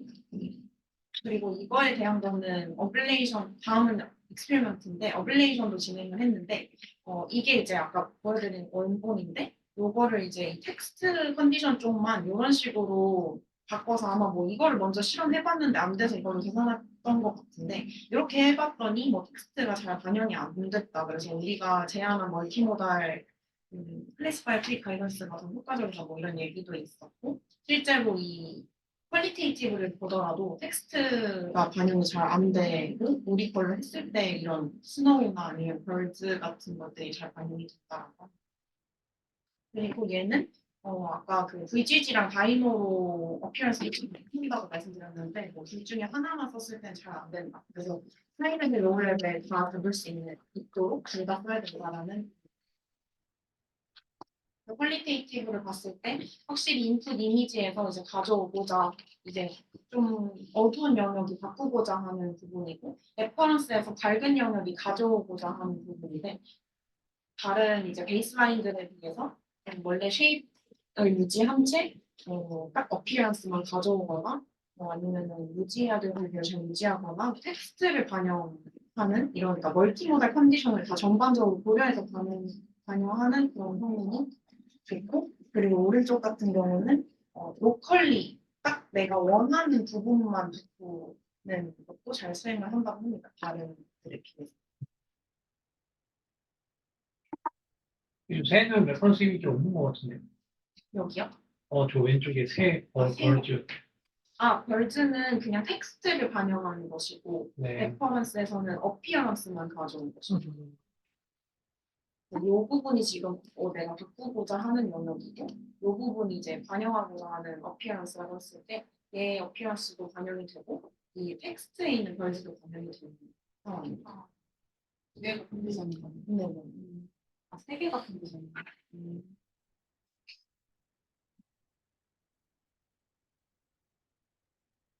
그래서 어피어런스에 있는 그 특징들도 잘 반영이 된다. 말도. 그리고 다음 논문은 인스턴스 디퓨전이라고, 얘는 이제 인스턴스별로 로케이션이나 아니면은 텍스트 폰트 컨디션을 줄 수 있다는 논문인데, 이게 좀 강조하는 부분이 카테고리별, 그러니까 뭐 곰이면 곰, 성이면 성 이런 느낌이 아니라 딱 진짜 인스턴스별로 다 다른 컨디션을 줄 수 있다라는 게 하나의 포인트고, 그리고 이 로케이션이고 이 바운딩 박스뿐만 아니라 이 밑에 보면은 마스크나 바운딩 박스, 스크립을 포인트 하나짜리 포인트까지 다 이런 다양한 폼의 로케이션 컨디션이 가능하다라는 게 포인트입니다. 그냥 T2I 그냥 이미지 제너레이트 컨디셔널 이미지 제너레이트 노란색이 뭐예요? 노란색 C에서 노란색 점이 이거요? 이거 로케이션을 포인트로 컨디션을 준 겁니다. 여기 블루 타월은 여기에 위치시켜라는 컨디션 여기가 설명이 나와 있는데 그래서 여기다가 잘 위치시켜서 스크립으로 뭐를 준 거예요? 예, 스크리블은 two husky puppy sitting in the report. 근데 이 위치 다 로케이션 정보라고 보시면 될 것 같은데 아마 이 몸통에 대한 포즈, 몸통에 대한 위치를 준 것 같긴 해요. 에스키스의 공통? 네네. 네.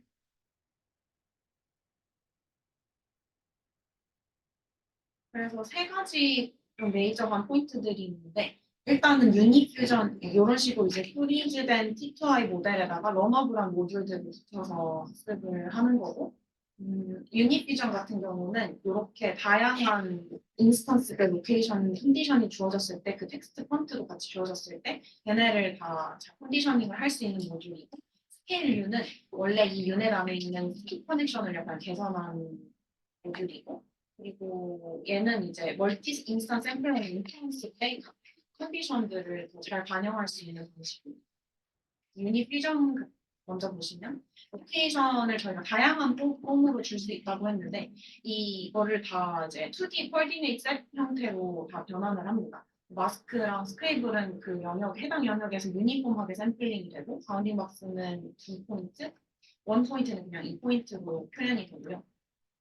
그 각각의 이제 컨디션들이 밑에 보시면은 이런 식으로 각각의 토크나이저를 타서 컨디션 인베딩으로 만들어지고 이게 그리고 지금 인스턴스 개수별로 다 있는 상황이고요.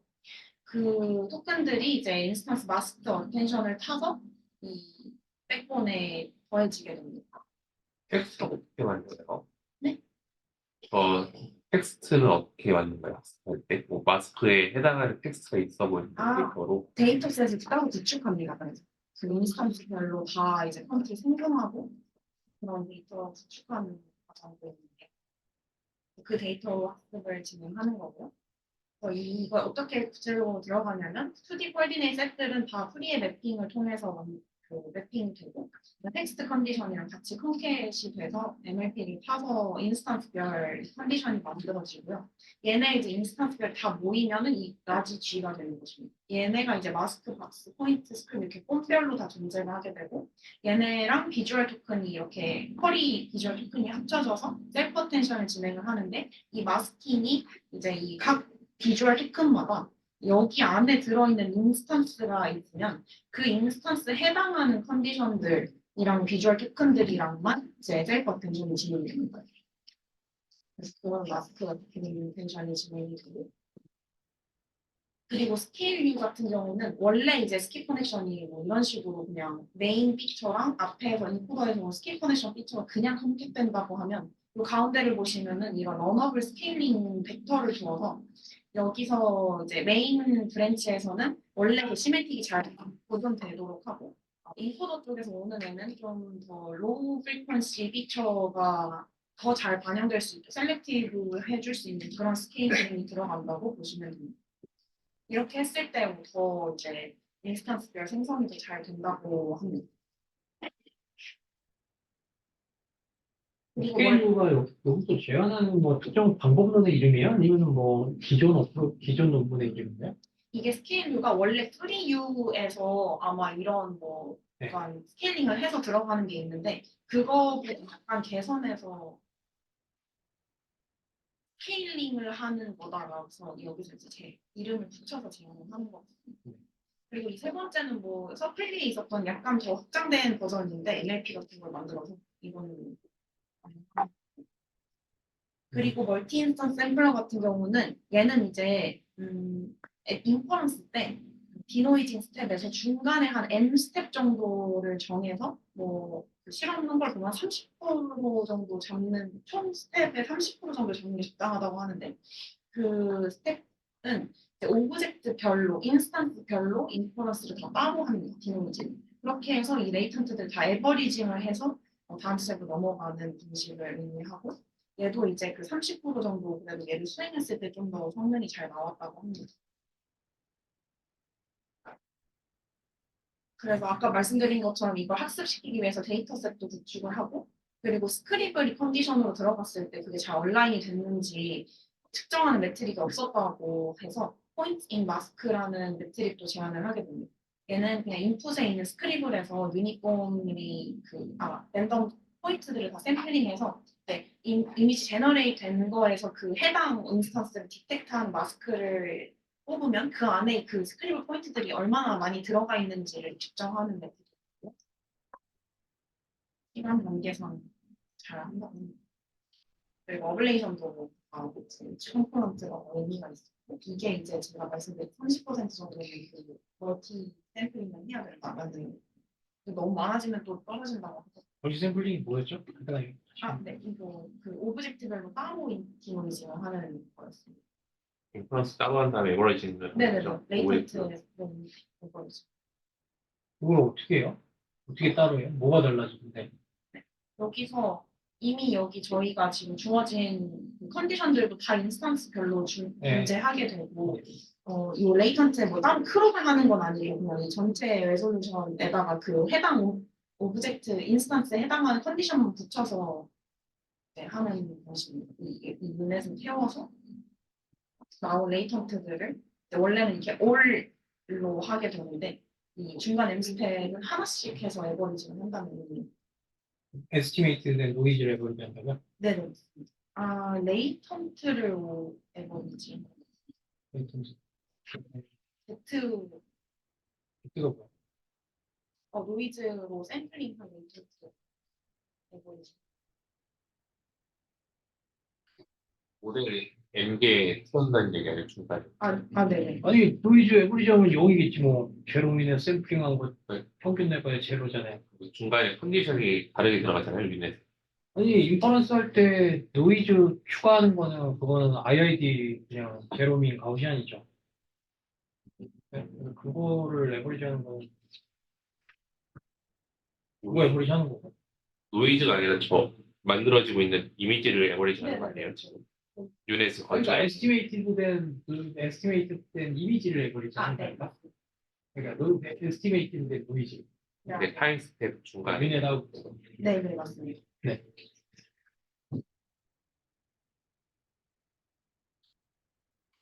그리고 마지막 논문은 드래그 디퓨전을 개선한 논문이라고 보시면 되고요. 인터랙티브 포인트 베이스드 에디팅이라고 해서 이렇게 유저가 소스 점과 타겟 점을 주면은 이걸 약간 모션처럼 인식해서 이렇게 아웃풋을 약간 이쪽으로 고개를 돌리는 이미지를 만드는 그런 태스크이고요. 여기서 이제 모티베이션은 드래그 디퓨전에서는 드래그 디퓨전이 약간 이런 메소드인데 이렇게 생긴 소스 이미지를 이렇게 소스에서 타겟 포인트로 이제 모션 에디팅을 하기 위해서 이런 식으로 이제 유닛 안에 있는 이런 피처, 그 디코더 피처한 점에서 피처를 가지고 와서 거기서 이제 소스 점 주변에 있는 피처가 이제 타겟 점 주변 피처와 비슷해지도록 그 옵티마이즈를 하는데 그 대상이 이 레이턴트 맵을 옵티마이즈를 하는 그런 패스인데요. 여기서 이제 이 옵티마이제이션 패스가 좀 길다 보니까 모션이 디퍼런스가 마이너하거나 아니면은 좀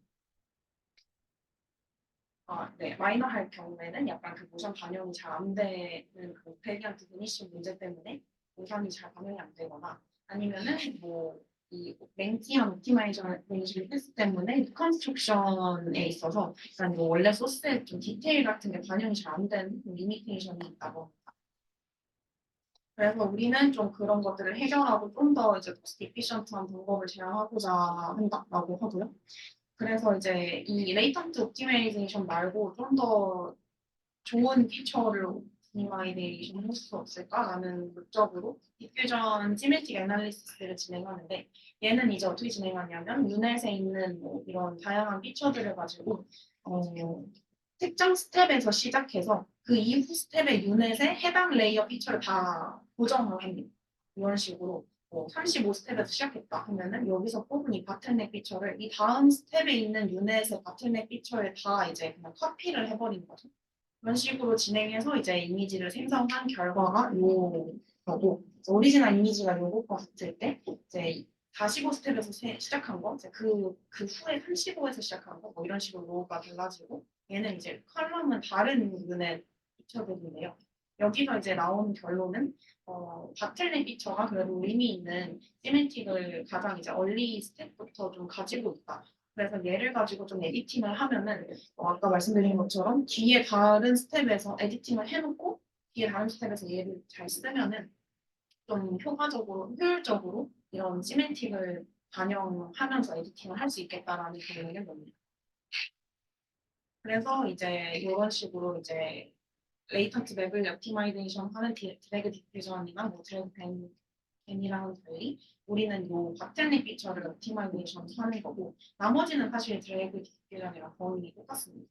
요 디코더 쪽 피처를 해서 뭐 디코더 쪽 피처를 쓰는 이유는 약간 스트럭처 정보가 그래도 여기에 좀 더 잘 달려서 쓰는 것 같고요. 얘를 만들 수 있는 그 바틀릭 피처를 만들자라는 그런 옵티마이제이션을 생각해 보시면 되고 이 옵티마이제이션이 끝났으면 이 뒤쪽에는 다 이 바틀넥 피처를 쓰면서 이제 진행을 어떻게 저게 롱텀 인터랙션 반영할 수 있는 앞이거든요. 그러니까 막 아까 전에 뭐 멀리 있는 얼굴을 좀 많이 움직이고 하면 안 된다 했잖아요. 근데 지금은 된다고 하셔서 제 생각에는 여기서 지적했던 그레디언트 베니싱 같은 게 뭐 여기서 대부분 지적하고 있는 문제의 핵심이 옵티마이제이션 패스가 너무 길다라는 건데 그러니까 여기서 다 인버트해서 레이턴트까지 가서 옵티마이제이션을 하는 게 아니라 좀 더 가까운 이 바틀넥 피처 가깝지만 좀 더 시멘틱 정보를 더 담고 있는 그 피처 옵티마이제이션 함으로써 그런 그레디언트 베니싱 문제나 리컨스트럭션 관련 문제가 좀 해결되지 않았죠. 궁금한 게 또 하나 있는데 그러면 저 스텝별로 옵티미제이션을 멤버씩 하는 거예요?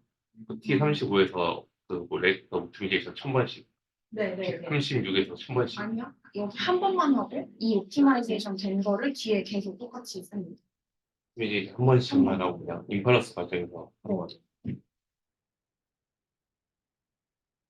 서로 다른 노이즈 레벨에서 이거를 다 같은 걸 쓴다는 게 말이 돼. 그건 꽤 T 값이 낮은 값으로 설정해야지 어느 정도 진짜로 하려면. 네, 약간 초반으로 가면은 좀 이거에 따른 에디팅 효과가 좀 없다고 하고 여기서 봤을 때 그래도 이 결과가 이게 얼리 스텝인데 얼리 스텝에서 이거를 얘 때부터 고정해도 오리지널 이미지랑 거의 비슷하게 나오긴 해서 근데 사실 너무 얼리에 해도 약간 디테일이 좀 약간 귀 모양이 다르거나 이런 문제가 있고 그래서 여기서는 35를 선택하긴 하는데요. 총 50 중에서 25는 왜 안 좋아요? 여기는 이제 여기서부터는 뒤에 아마 안 고쳐지는 이런 식으로 너무 뒤쪽으로 가면은 거의 안 고쳐. 그래도 앞쪽에서 시작해버리면은 너무 바틀넥 피처 다 쓴 거면 앞쪽에 시작하면 너무 좀 많은 변화가 있고 그런 차이가 있거든요.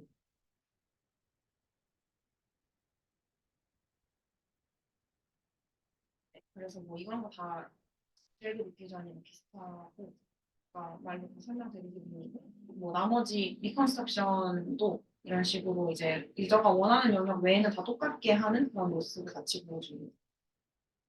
그래서 퀄리테이티브 리뷰에도 확실히 그 언더 드래깅 그러니까 모션이 잘 반영이 안 되는 문제나 아니면은 그 원래 아이덴티티 원래 그 리컨이 잘 되는 그런 문제가 많이 해결이 되고 이거 멀티 포인트도 잘 된다.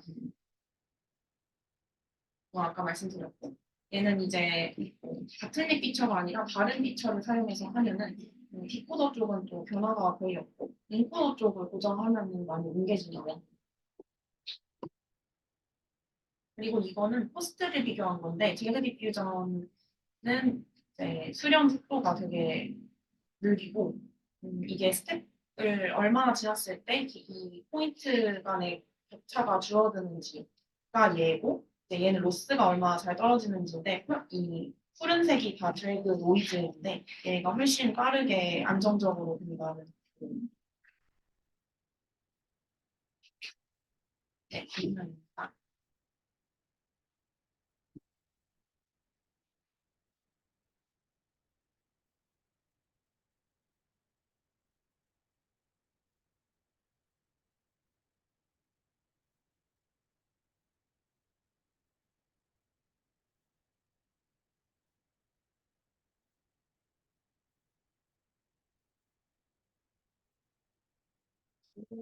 비디오 쪽 공을 또 갖고 왔는데 소라가 나오고 나서 이제 플레이가 뭘 하고 있을까 생각을 해봤는데 짧은 지식으로는 뭔가 이제 좀 더 긴 비디오를 만들 것 같다는 생각이 들었거든요.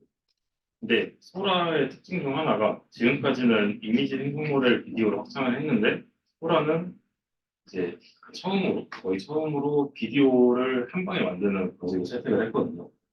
제가 볼때 자원량이 좀 많아서 되는 것 같은데 이제 기존의 이미지에서 비디오로 가는 거를 보면은 단순히 이제 템포럴 어텐션을 추가를 해서 이미지 레벨의 레이펀트들을 뭔가 비디오로 연관을 시킨다 이런 개념이었는데 사실 비디오 소라 같은 모델은 그런 게 필요 없죠. 근데 이제 뭔가 소라를 생각해 봤을 때 더 긴 비디오를 생성을 하려면 어쨌든 비디오에 들어가는 인풋의 길이는 똑같으니까 그 인풋을 이제 좀 더 이해했던가 뭐 리그레시브하게 하던가 아니면 뭐 다른 방법으로 해야 되는데 결국 메모리를 이완하니까 이 비디오를 생성을 하려면은 어떻게든 이제 뭔가 어디서든 모델 아키텍처든 아니면 뭐 노이즈든 간에 그런 방법을 좀 진행을 한다고 생각을 했습니다. 그래서 이 논문들 세 개는 전부 다 노이즈 관점에서 어떻게 하면 비디오를 차원을 좀 더 확장을 시킬까 그런 논문들 세 개를 갖고 왔다고. 그리고 처음 두 개는 좀 쉬울 수 있는데 많이 바뀌었는데 프리노이즈라는 논문이 좀 아이디어가 되게 재밌어서 마지막에 배치를 했고 첫 번째 논문은 그냥 간단한데 아시시고 두 번째는 이미지 투 비디오에서 이제 첫 번째 이미지를 어떻게 컨시스턴트하게 결국 긴 비디오를 생성하려면 컨시스턴트가 중요하니까 이미지 투 비디오를 컨시스턴트하게 생성하는 방법을 소개했습니다. 첫 번째 논문은 이제 저희가 이미지에서 비디오를 확장을 할 때 생각을 해보면은 이미지 레벨의 모델은 비디오를 보고 각 이미지를 인버전 했을 때 그 노이즈 분포가 굉장히 비슷하다는 거는 뭐 당연한 사실이죠. 조금 옛날 논문이라서 그 사실로부터 이제 좀 향상을 시켰습니다. 여기 그림과 같이 이제 다른 이미지들을 줬을 때는 노이즈 레이턴트들이 이제 이미지 레벨에서 인버전을 했으니까 다 다른 곳에 찍히고 했으니까 근데 비디오는 좀 유사하니까 이미지 레벨에서는 비슷한 트레이저를 가지고 있겠죠. 그래서 본 논문에서는 이미지 레벨의 모델을 비디오로 확장할 때 인간의 직관을 써서 이제 그 노이즈 추가되는 노이즈를 좀 비슷한 노이즈들끼리 주면은 비디오가 더 잘 생성되지 않겠느냐 이런 직관을 사용을 했습니다. 이 표는 같은 비디오에 있는 노이즈가 좀 더 퍼센트 시너지가 있는 이렇게 하는 거예요. 근데 같은 노이즈는 똑같이 나오잖아요. 아 비슷한 노이즈 비슷한? 예 비슷한 완전히 똑같은 건 아니고 비슷한이라는 건 어떻게 보아요? 뭔가 평균의 거리가 조금 다르. 거리가 뭐 IID를 그려보면 뭐 3차원에서 그렸을 때는 중심에 좀 많이 몰려있는 두 형체가 나올 텐데 기존에는 사법 활방으로 떨어져 있던 노이즈를 줬으면은 이번에는 좀 비슷한 공포의 노이즈를 줬으면 노이즈가 뭔가 분산을 좀 줄인다고 할까요?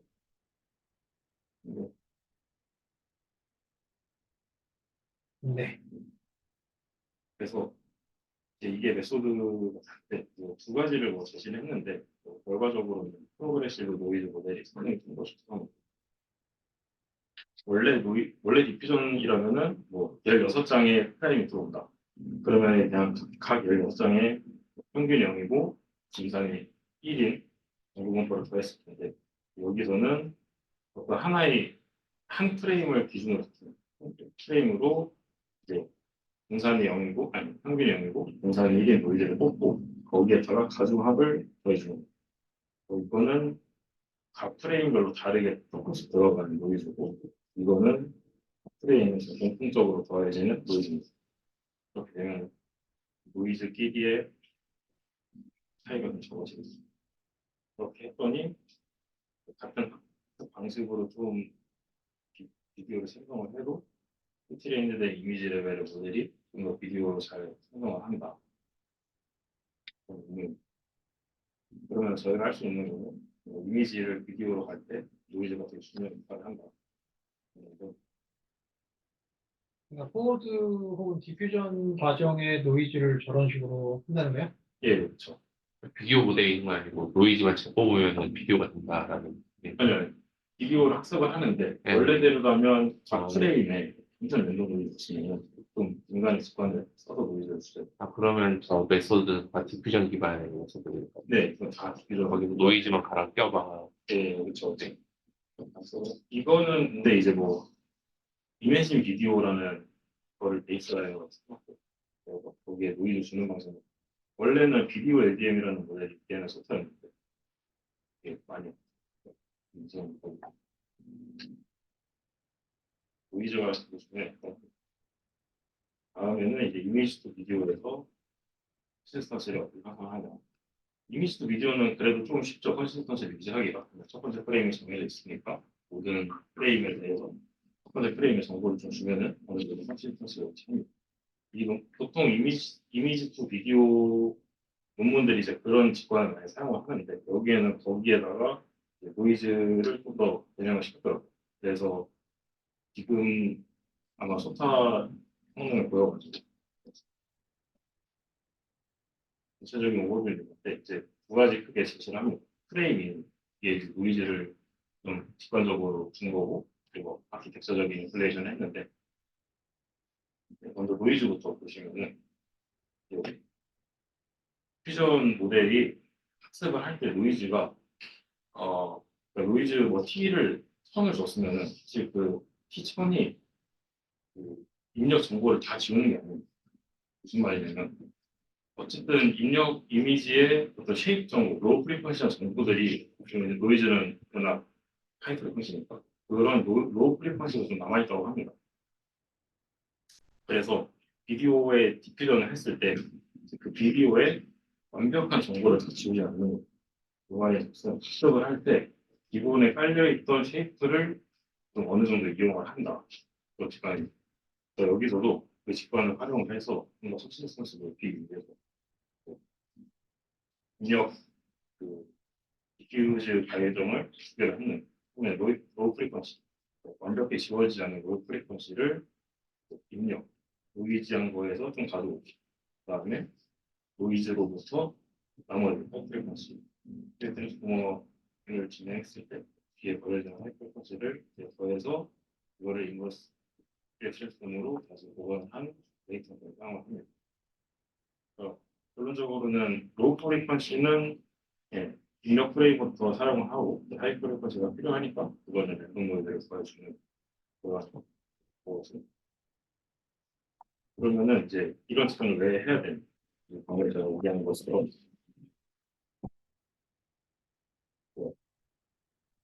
입력 데이터가 있고 여기에다가 로우 프리퀀시를 제거를 합니다. 노이즈를 더하고 로우 프리퀀시를 제거를 했을 때 그걸 다시 리컨스트럭션 하면은 정보가 다 지워진 게 아니라 어떻게든 살아남는 로우 프리퀀시가 정보죠.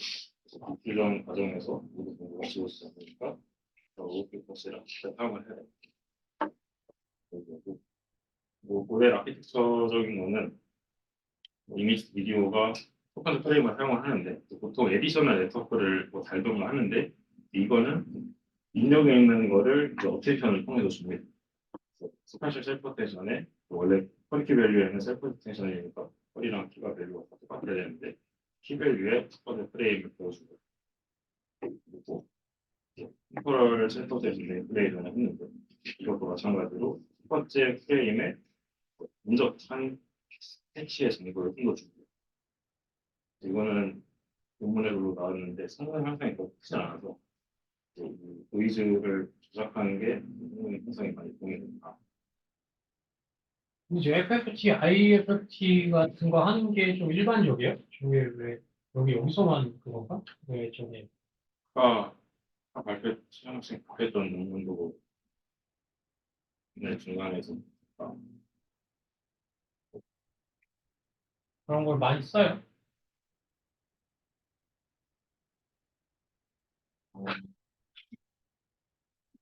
네, 많이 아니 그러니까 저 퍼스트 프레임 인풋을 줘야지 퍼스트 프레임에다가 노이즈를 적당한 양만큼만 추가해가지고 뭐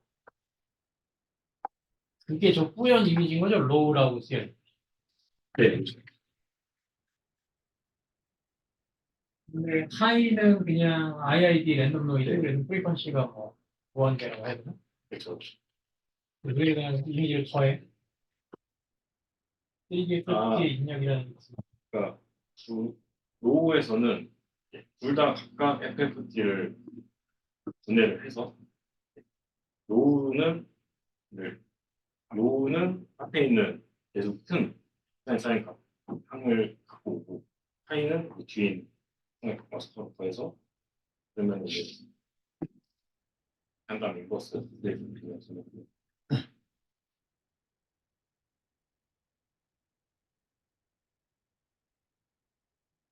여기 첫 장은 선명하고 밑에 장들은 좀 거시기해요. 첫 장은 이제 이미지 투 비디오라서 무조건 들어갑니다. 네. 네. 저거가 이게 다예요? 일단 그러면? 거기서는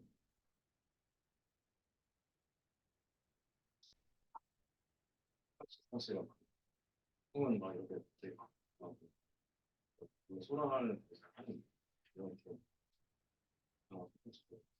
아니면 아예 좀 정석이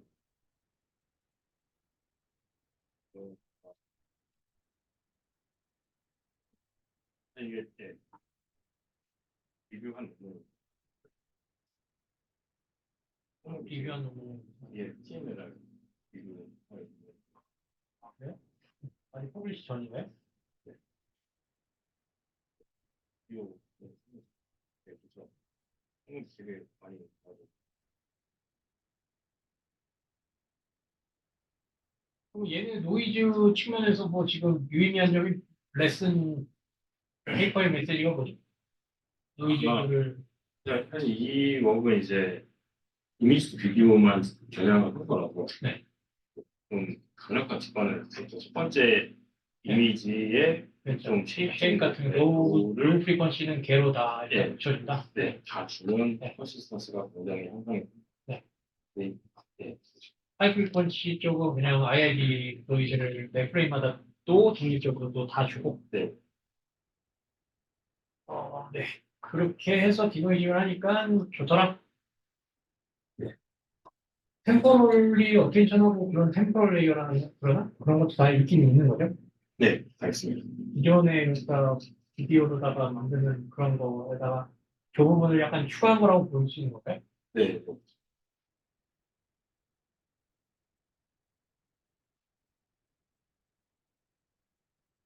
네. 그리고 마지막은 이제 그러면은 이제 프리트레인드된 모델은 많으니까 그걸 가지고 학습 없이 무슨 비디오를 형성하는 거고 비디오에서는 그냥 라이브하게 뭐 컴플레이션 하고 비디오 하나를 생성하고 그 빗장을 좀 잘라서 앞에 보이지를 조금씩 컨디션 앞에 주면서 생성을 하면은 텍스트가 완전히 날아가거나 펑션 서스에 좀 하락하고 그런 문제가 있었는데 이것도 힘이 노이즈고 어떻게든 아까부터 저 초코와 네. 이런 글자가 다 붙어 있는데 학습 데이터가 거기 있어. 네. 그런 거예요? 네, 웹피드라고 되게 유명한 게 있는데 아, 이게 다 스톡이라는 그래서 막 그랬어요. 그럼 앞으로 어떤 영상을 보게 됐을 때 저런 게 있었구나 하면 그렇죠. 일단 저는 약간 무슨 뭐 이게 생성 영상임을 알려주는 인증마크가 싶어가지고 여쭤봤어. 그 키팅가 뭐 시멘트 세그멘테이션 맨날 벤치마크 완전 신기했다니까. 다시 그렇게 되는데. 벤치마크 난 그때 무조건 그랬잖아. 무조건 금방. 그게 맨날 카메라에 아, 안에 그거는 뭐 이제 여기서는 또 백번을 비디오 LDM이라는 거 썼고 비디오 LDM은 템포럴 레이어에 보통은 셀프 텐션만 템포럴 축으로 들려주는데 이거는 또 3 후보를 사용하고 여기에서 주장은 이제 컨볼루션은 프레임 길이에는 상관이 크게 없죠. 컨볼루션 프레임 순서에는 상관이 있습니다. 그리고 어텐션은 프레임 길이에는 상관이 있죠. 프레임 순서가 그 어텐션 같은 달라질 거니까 그거를 보여주는 게 이 그림인데 여기서 컨볼루션 없앴을 때 그 프레임 길이에 상관이 없는 어텐션만 주는 그랬을 때 이걸 좀 먹을까? 이런 식으로 주황색, 초록색, 회색, 노란색 순으로 주면 이렇게 나온다. 뭔 생각해? 근데 그거를 순서만 바꿔서 네, 친구야? 아니 이제 프레임 위치만 바뀐 비디오가 생성이 되고 어텐션의 순서 인디펜던트하고 보여주는 레이어 알았어? 노이즈와 순서 결혼까지 된 걸로. 아, 지방방송, 근데 뭐 하고 싶어. 지방방송, 되게 마이크 끄면 안 되죠. 한 가지 하는 거구나. 안정, 모두 음소거.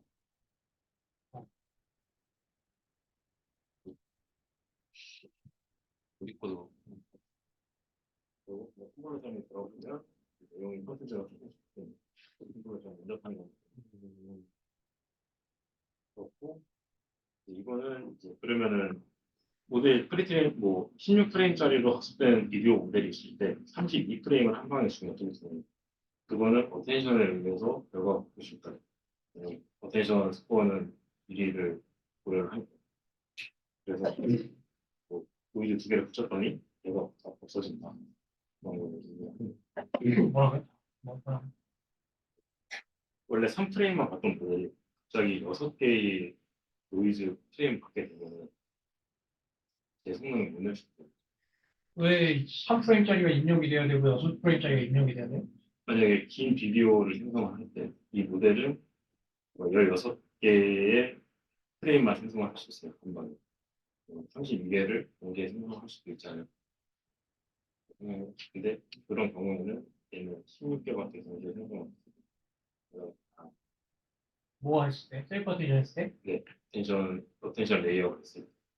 어텐션 레이어는 길이를 긴 거 줘도 되잖아요. 대신에 이제 어텐션 로짓이 좀 바뀔 수 있다. 네. 원래는 16개의 어텐션 스코어만 나오고 32개가 네. 들어가 버리면 네. 로짓 값이 뭐 네. 절반이 달라지죠. 달라지니까 그 시멘틱이 바뀌거나 네.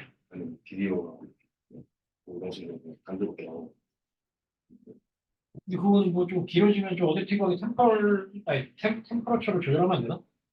그렇죠. 그래서 여기는 이제 슬라이딩 윈도우 어텐션을 씁니다.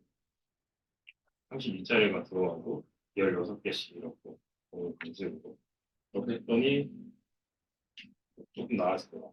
뭐 학습을 안 시킨 것 같아요. 예, 여기서 할 때 인퍼런스 방식 한 마리 안 때려놓고 이렇게. 네, 뭐 학습은 여기가 시킵니다. 여기는. 이렇게 제목이 튜닝 프레임이니까.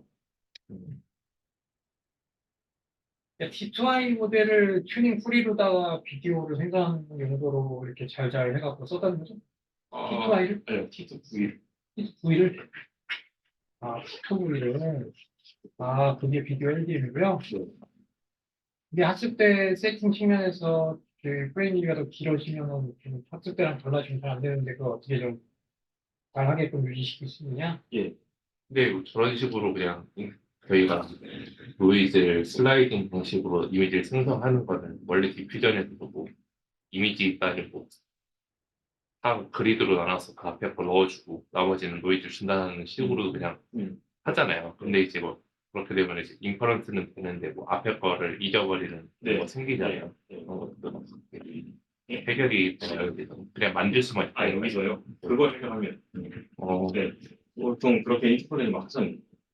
끝에 두 개 계속 두면서 플레이 했는데 그게 컨시스턴시가 또 쏟아지니까 그게 이제 그게 근본적인 원인은 노이즈가 완전 다른 노이즈가 들어오니까 발생하는 거라고 주장을 하는 거.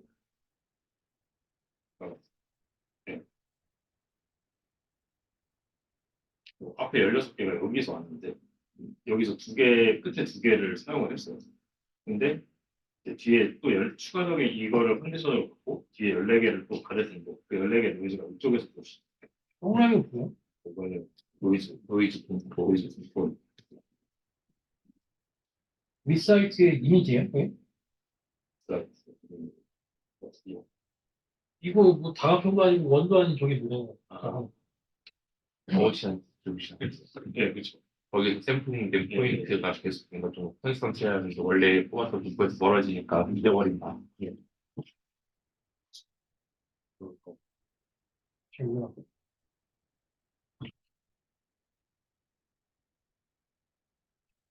아웃시안이 뭐 2000원대 뭐 그런 거 그린 거예요?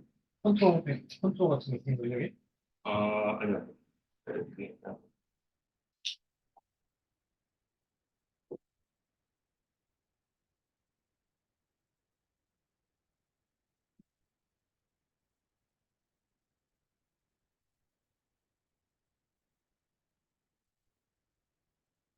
노이즈가 이렇게 4개가 꽂혔다고 할게요.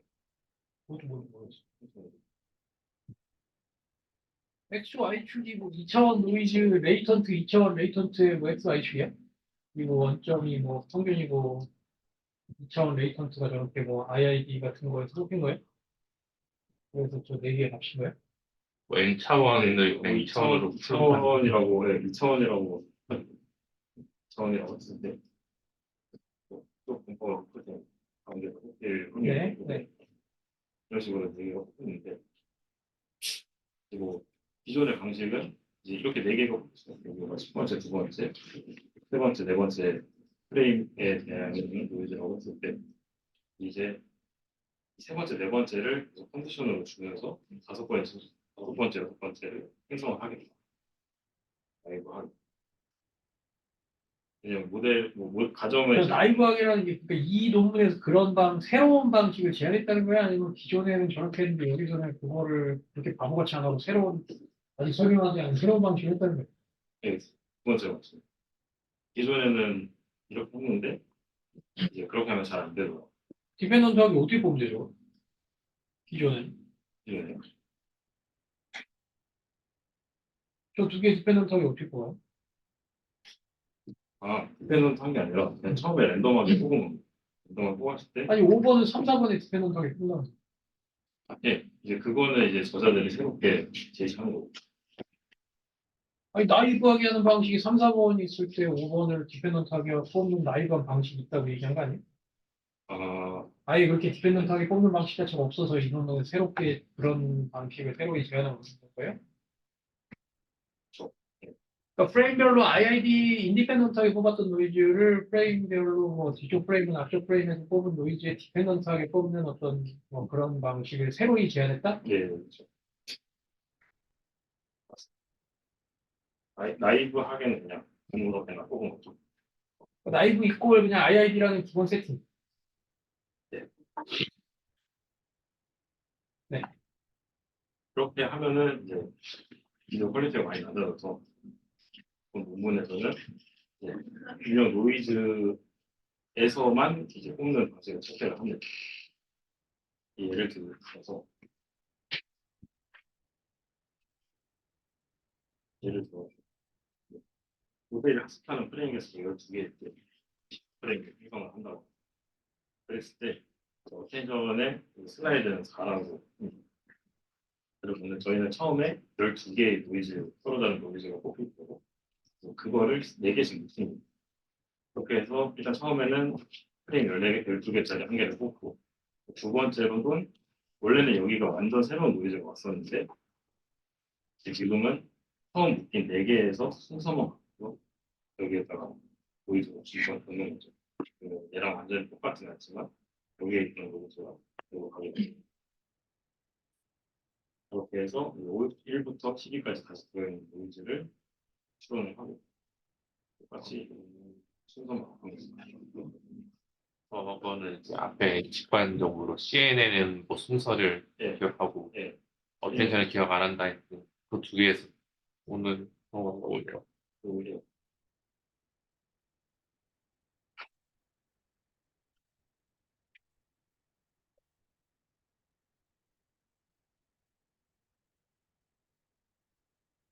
선수들로 노이즈를 좀 이거 아니 잘 모르겠어요. 저 윈도우가 뭐예요? 윈도우 뭘 어쩌자는 거예요? 윈도우 갖고 그냥 뭐 하는 거예요? 결제 갖고 뭐예요? 어텐션을 저 내에서 한다는 거예요? 포텐션은 네. 이제 여기 12개에서만 하는 거죠. 이 모델이 12개만 생성하는 모델이라고 했어요. 그리고요. 이제 저 슬라이딩 윈도우는 어디에 쓰이는 거예요? 넥스트 그러니까 원 스트라이드 하나 가가지고 저 윈도우는 그 다음에 뭐 하는 거예요? 이 그림이요? 아니 아래 그림. 아니 이거 있고 밑에 이거 있고 이거 있잖아요. 아, 슬라이드 예. 윈도우가 슬라이드 4짜리 혹은 뭐 그거잖아요. 그 하나 옆으로 간 이 윈도우는 도대체 어디에 쓰는 거예요?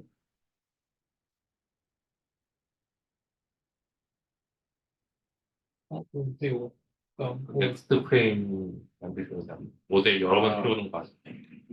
근데 이거랑 숫자가 좀 다르고 여기는 이게 24개가 있다고 보시면 됩니다. 아니 근데 저 그림은 아예 지금 보지도 않고 있었는데 나는 저 아래 거에서 저 아래 거랑 위 거랑 똑같은 뭐 같은 의미다 이거야? 그러니까 저 위에 걸로 이해하는 게 좀 더 편하다 이거야? 아 이거요? 아니 이게 지금 밑에 거 오른쪽 밑에 것만 설명하다가 네. 그래서 내가 저기서 질문했는데 갑자기 저 위로 가가지고 이야기를 하면 이거 같습니다. 네 네. 그거 설명한 거잖아요 방금. 네네. 그러니까 거기서 이 슬라이딩 윈도우가 옮겨가면 뭐 그게 옮겨진 무브드된 슬라이딩 윈도우가 도대체 어디 쓰이냐는. 아 이게 이제 어텐션의 기름 한 번에 보는 어텐션. 그러면 쿼리가 누구예요? 저 첫 번째 윈도우에서 1, 2, 3, 4, 5, 6, 7, 8, 9, 10, 12 다 쿼리가 네, 되면 이게 다 뿌립니다. 저 내에서 셀프텐이 네, 되면 셀프 대전. 그리고 그 하나 옮겨서 얘네들 내에서 또 셀프텐이 하라고요?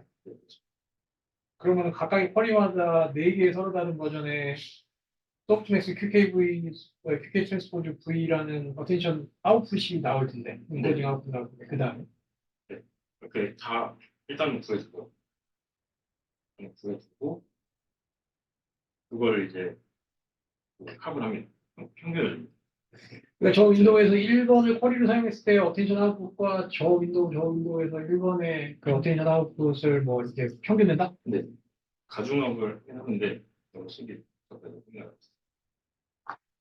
근데 순서를 바꾸 인디펜던트 순서를 모르지 상관없잖아요 어텐션 포지션 코딩 때문에 저한테 어텐션은 순서를 바꿔 넣어도 되잖아요. 예, 되십니다. 똑같은 결과가 나오잖아요. 예. 그러니까 저 결과는 똑같은 결과가 나와야 되잖아요. 근데 예, 어텐션은 이제 똑같은데 콘볼루션 때문에 달라져. 아까 예, 여기 펌프로 모델 있어서 비디오 엔딩을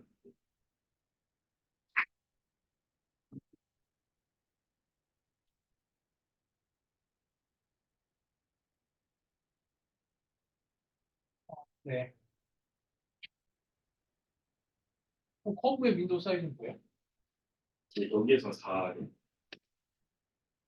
사이드로 4 콘볼 한 방에 들어가서 잠시만. 왜 4가 돼요?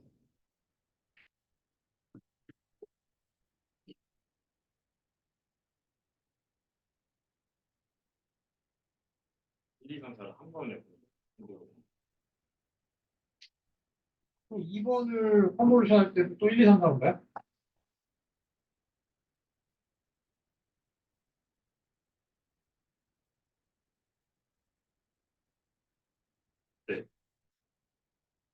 그럼 일반적인 컴보가 아니잖아요. 아니, 내가 뭐 컴보 좀 잘 모르겠는데? 1, 2, 3, 4는 저 시퀀스에다가 대고 컴보를 돌린다는 거 아니에요? 컴보의 윈도우가 왜 짝수해야 되는지도 모르겠고, 만약에 저 상황에서 4가 4를 인코딩할 때 컴보는 플러스 마이너스 뭐 앞에 있는 2, 3이랑 오른쪽에 5까지 보는 거예요? 4가 가운데 위치되는 컴보. 2, 3이랑 5 보는 거예요?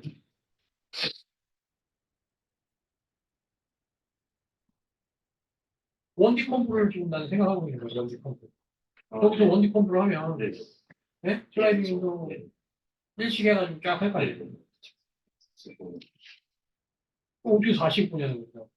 윈도우가 4인 것도 난 잘 모르겠고, 왜 저기서 컴보 윈도우가 4여야 하는지도 잘 모르겠고요. 뭔가 4개씩 묶어서 본다고 약간 이 얘기인 것 같은데, 1, 2, 3, 4끼리 한 그룹, 5, 6, 7, 8끼리 한 그룹인데, 컴보는 그 인코딩 하려는 개를 가운데 놓잖아요. 그러면 저 괄호를, 서로 다른 괄호에 있는 거를 섞는다는 얘기인데, 그거는 잘하는 게 무슨 의미가 싶기도 하고, 저렇게 그룹핑을 하는 게 의미가 없어요.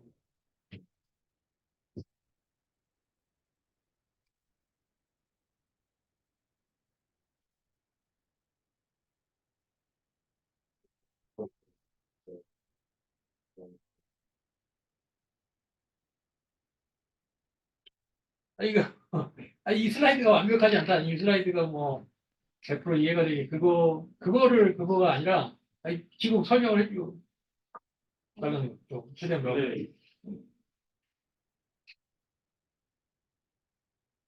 컨버전 윈도우가 상관이 왜 컨볼루션 윈도우가 4여야 하는가? 저기서 4, 그러니까 여기서는 컨볼루션 윈도우가 4겠죠. 라고 아까 얘기를 한 건데, 얼핏 들었는데, 저거랑 컨볼루션이랑 둘이 뭔 상관이 없고 4라는 숫자가 그렇게 연관이 되는지 나는 잘 모르겠다는 거고. 그 컨볼루션 윈도우는 나는 무조건 홀수라고 알고 있는데, 왜 이게 짝수인 거를 나는 잘 못 봤는데, 짧은 내 딥러닝 인생에서 본 적이 없는데, 왜 4가 어떻게 나온 거고. 뭐 앞으로 하나 이런 거예요? 왼쪽으로 미는 거예요? 오른쪽으로? 잘하는 짝수 컨볼루션 윈도우 참, 그거 어떻게 이게 적용되는 거예요?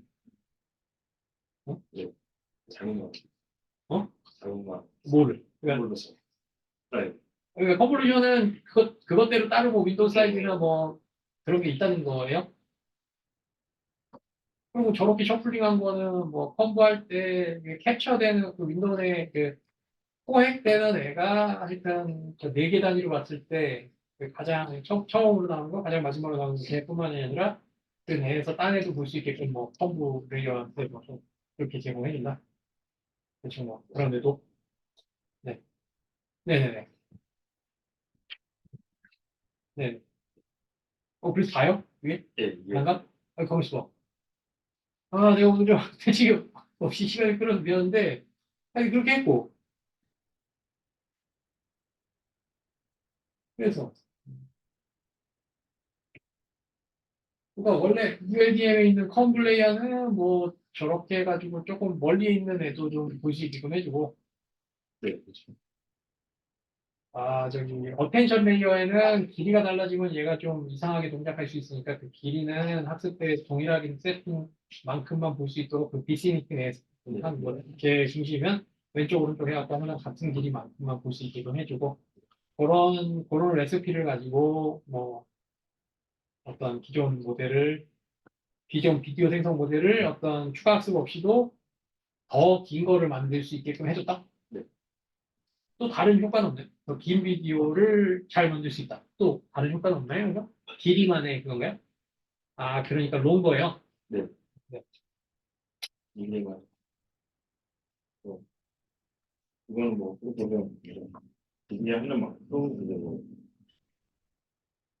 이쪽 어텐션에는 10.1, 이쪽 어텐션에는 10.1 이런 식으로 적용. 호스트가 뭐야? 사이트가 이 문장이 처음 초기 어텐션 네. 네, 거기에 들어갔다면은 그 뒤에 거는 이제 그 뒤에 적용 보시 그런 식으로 적용하죠.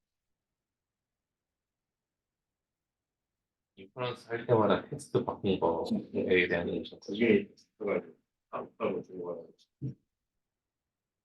그러니까 1분짜리 비디오 만들면 전반 30초에 적용하는 컴퓨터, 후반 30초에 적용하는 컴퓨터를 따로 이렇게 줘갖고 그렇게도 이렇게 입력을 될 수 있다? 예. 되게 스무스하게 바뀌죠. 위에부터 아래까지.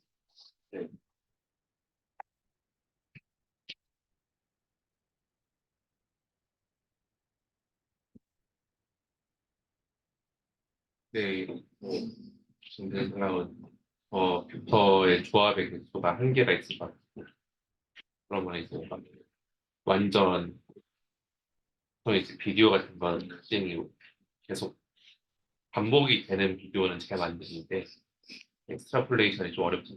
새로운 비디오 만드는 그런 것들이 그런 거는 좀 한계가 있을 것 같다는 생각이. 왜 저거에다 반복되는 이미지만 나와가지고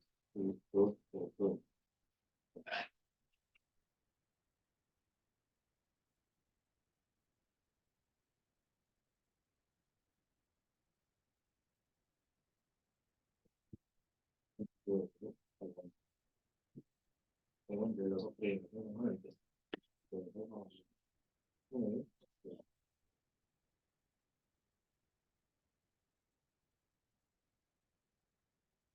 준비되는데 이 스타일들을 다 했다가 풀로 해도 문제는 있는데 다가 좀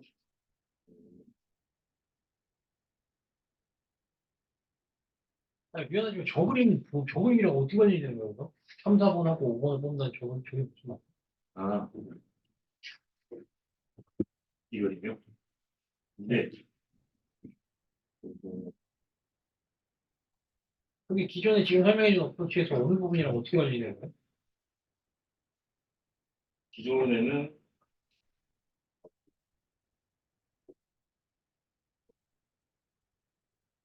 프레임을 생성을 한다고 할 때, 기존에 그냥 랜덤하게 이렇게 6개 있어요. 네. 이게 이제 모델로 들어가는데, 이 부분은 모델이 4개만 생성을 한다고 할 때, 일단 4개를 뽑고, 그 4개에서 순서만 바꿔서 그 5번째를 쓰겠다. 이게 아까의 어프로치에서 어느 부분이 저 얘기에 해당돼요?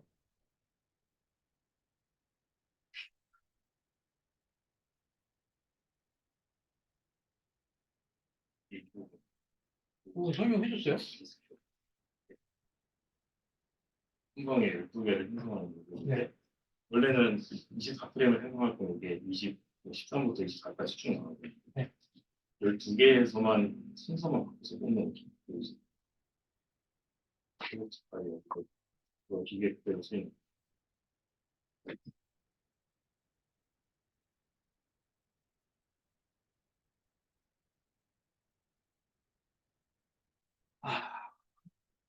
네. 근데 뭐 이게 그러면 좀 얘가 만들 수 있는 그 캐파라고 해야 될까요? 그거를 더 넘어서지 못하네. 아니? 그쵸. 네. 뭐 노이즈를 좀 더 새로운 노이즈를 저 가운데 하나씩 섞는다던가 하면은 만들 수 있다는 생각이 좀 들긴 하는데 아니 뭐 보이는 썩 나는 뭐 아주 흥미롭게 생각이 되지까지는 않아요. 약간 장기술? 근데 뭐 성능도 뭐 비디오 LDM의 성능에 비해서 뭐 그렇게까지 익숙될 것 같지는 않고. 아니다. 뭐 엑스트라 프레임에 대해서는 되게 높은 거 아니에요. 네. 뭐, 대충 비슷한 무브먼트 정도를 좀 더 긴 프레임들로 생성한다는 이런 정도? 그런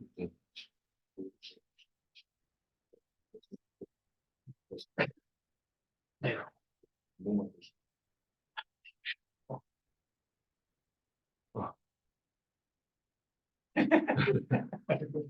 세미나 시간이 끝났는데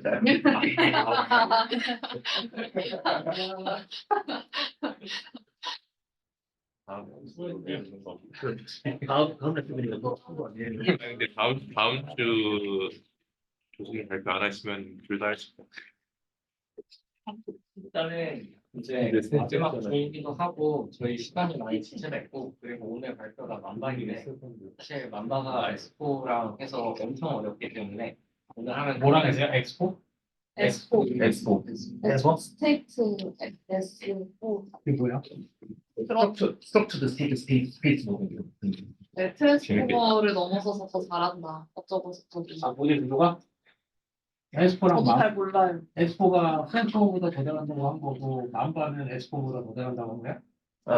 S4가 트랜스포머 대체한다고 뭐 나오는데 그러니까 있고, 더 잘한다고 되는 거. 만반은 S4를 좀 더 빠르게 돌려보자 생각인 것 같습니다. S4를 이피션트하게 만든 거? 그 하드웨어적이든 뭐 이래저래. 네. 들으면 아실 수 있어. 되게 많이 사실 요즘 핫한 우리 2분 쉬었다가 이제 그 말씀 20분 내로 좀 해줄 수 있어요? 절대 불가능해요. 절대 절대. 지금 절대 안 돼요. 그 발표가 연구실 내에서 네 번째 발표인데요. 뭐가요? 그 만바랑 에스코. 어쨌든 제가 하고 싶은 얘기가 그 모델 너무 복잡하고 그래서 20분으로는 힘들 것 같습니다. 완전 새로운 개념 아니에요? 그 네, 제가 새로워요. NLP 스터디 이제 S4 발표를 한 3시간 동안 했거든요. 네. 하나 잡고. 네. 완전 딥퓨전 처음 설명할 때 그런 호준이 옛날에 호준이 달리 시간 달리. 발표하고 그 정도 급이 돼요. 네, 그 그 정도 급이에요. 급이에요. 네. 근데 배워야 되는 거라고요? 롱시퀀스에서는 무조건 잘하는. 꽤 대세라고 생각합니다. 롱 시퀀스가 뭐예요? 무슨 어디 도메인에 정말 타임 시리즈하고 NLP 도움이 있어요. 그러니까 인풋 시퀀스가 길 때 트랜스포머보다 훨씬 잘한다. 메모리는 프로그래밍이 덜 일어나. 메모리는 훨씬 좋겠어요. 네, 너무 덜 먹고. 그럼 비전도 그걸 바뀌게. 근데 1차원이에요. 저는 기본적으로 다른 거. 근데 S4 모르면 맘바 이해하기가 어려운 거야? 네. 이해 못해요. 네. 이런 그 여기 S4 나만 모르나? 저도 저도 까먹었어요. 그렇지만 모릅니다. 맞아요. 이거 오늘 발표 들고 올라오죠? 영민님 그 S4 설명도 많이 해주는 거예요? 깊게 들어갈수록 너무 길어져서 좀 대충 큰 개념만 넣어놨긴 했는데 근데 20분 안에는 좀 힘들 것 같아요. 교수님 다음 주에 그 여기 경민님이랑 도희님이랑 두 분 발표하고 교수님 다이제스트 한번 하시면 당연히. 나 그래서 다음 주에도 일정들이 계속 들어가지. 자신이 없어. 그러면 만바랑 에스코는 교수님 되는 일정에 발표하는 거로 제가 네? 추진해 보겠습니다. 맘마 아니 일정이 다음 주에 네, 안 네. 되진 않는데 그렇습니다. 발표를 다이제스트 발표 준비할 시간이 그거요? 자신이 없다는 얘기를 했는데 기대하고 있습니다.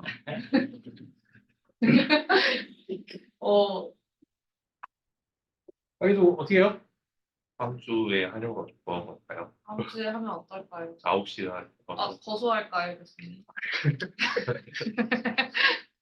앞에 저기 컴퓨터가 있는데 한쪽 쏠림 한 방. 그걸 너무 조심해서 머리가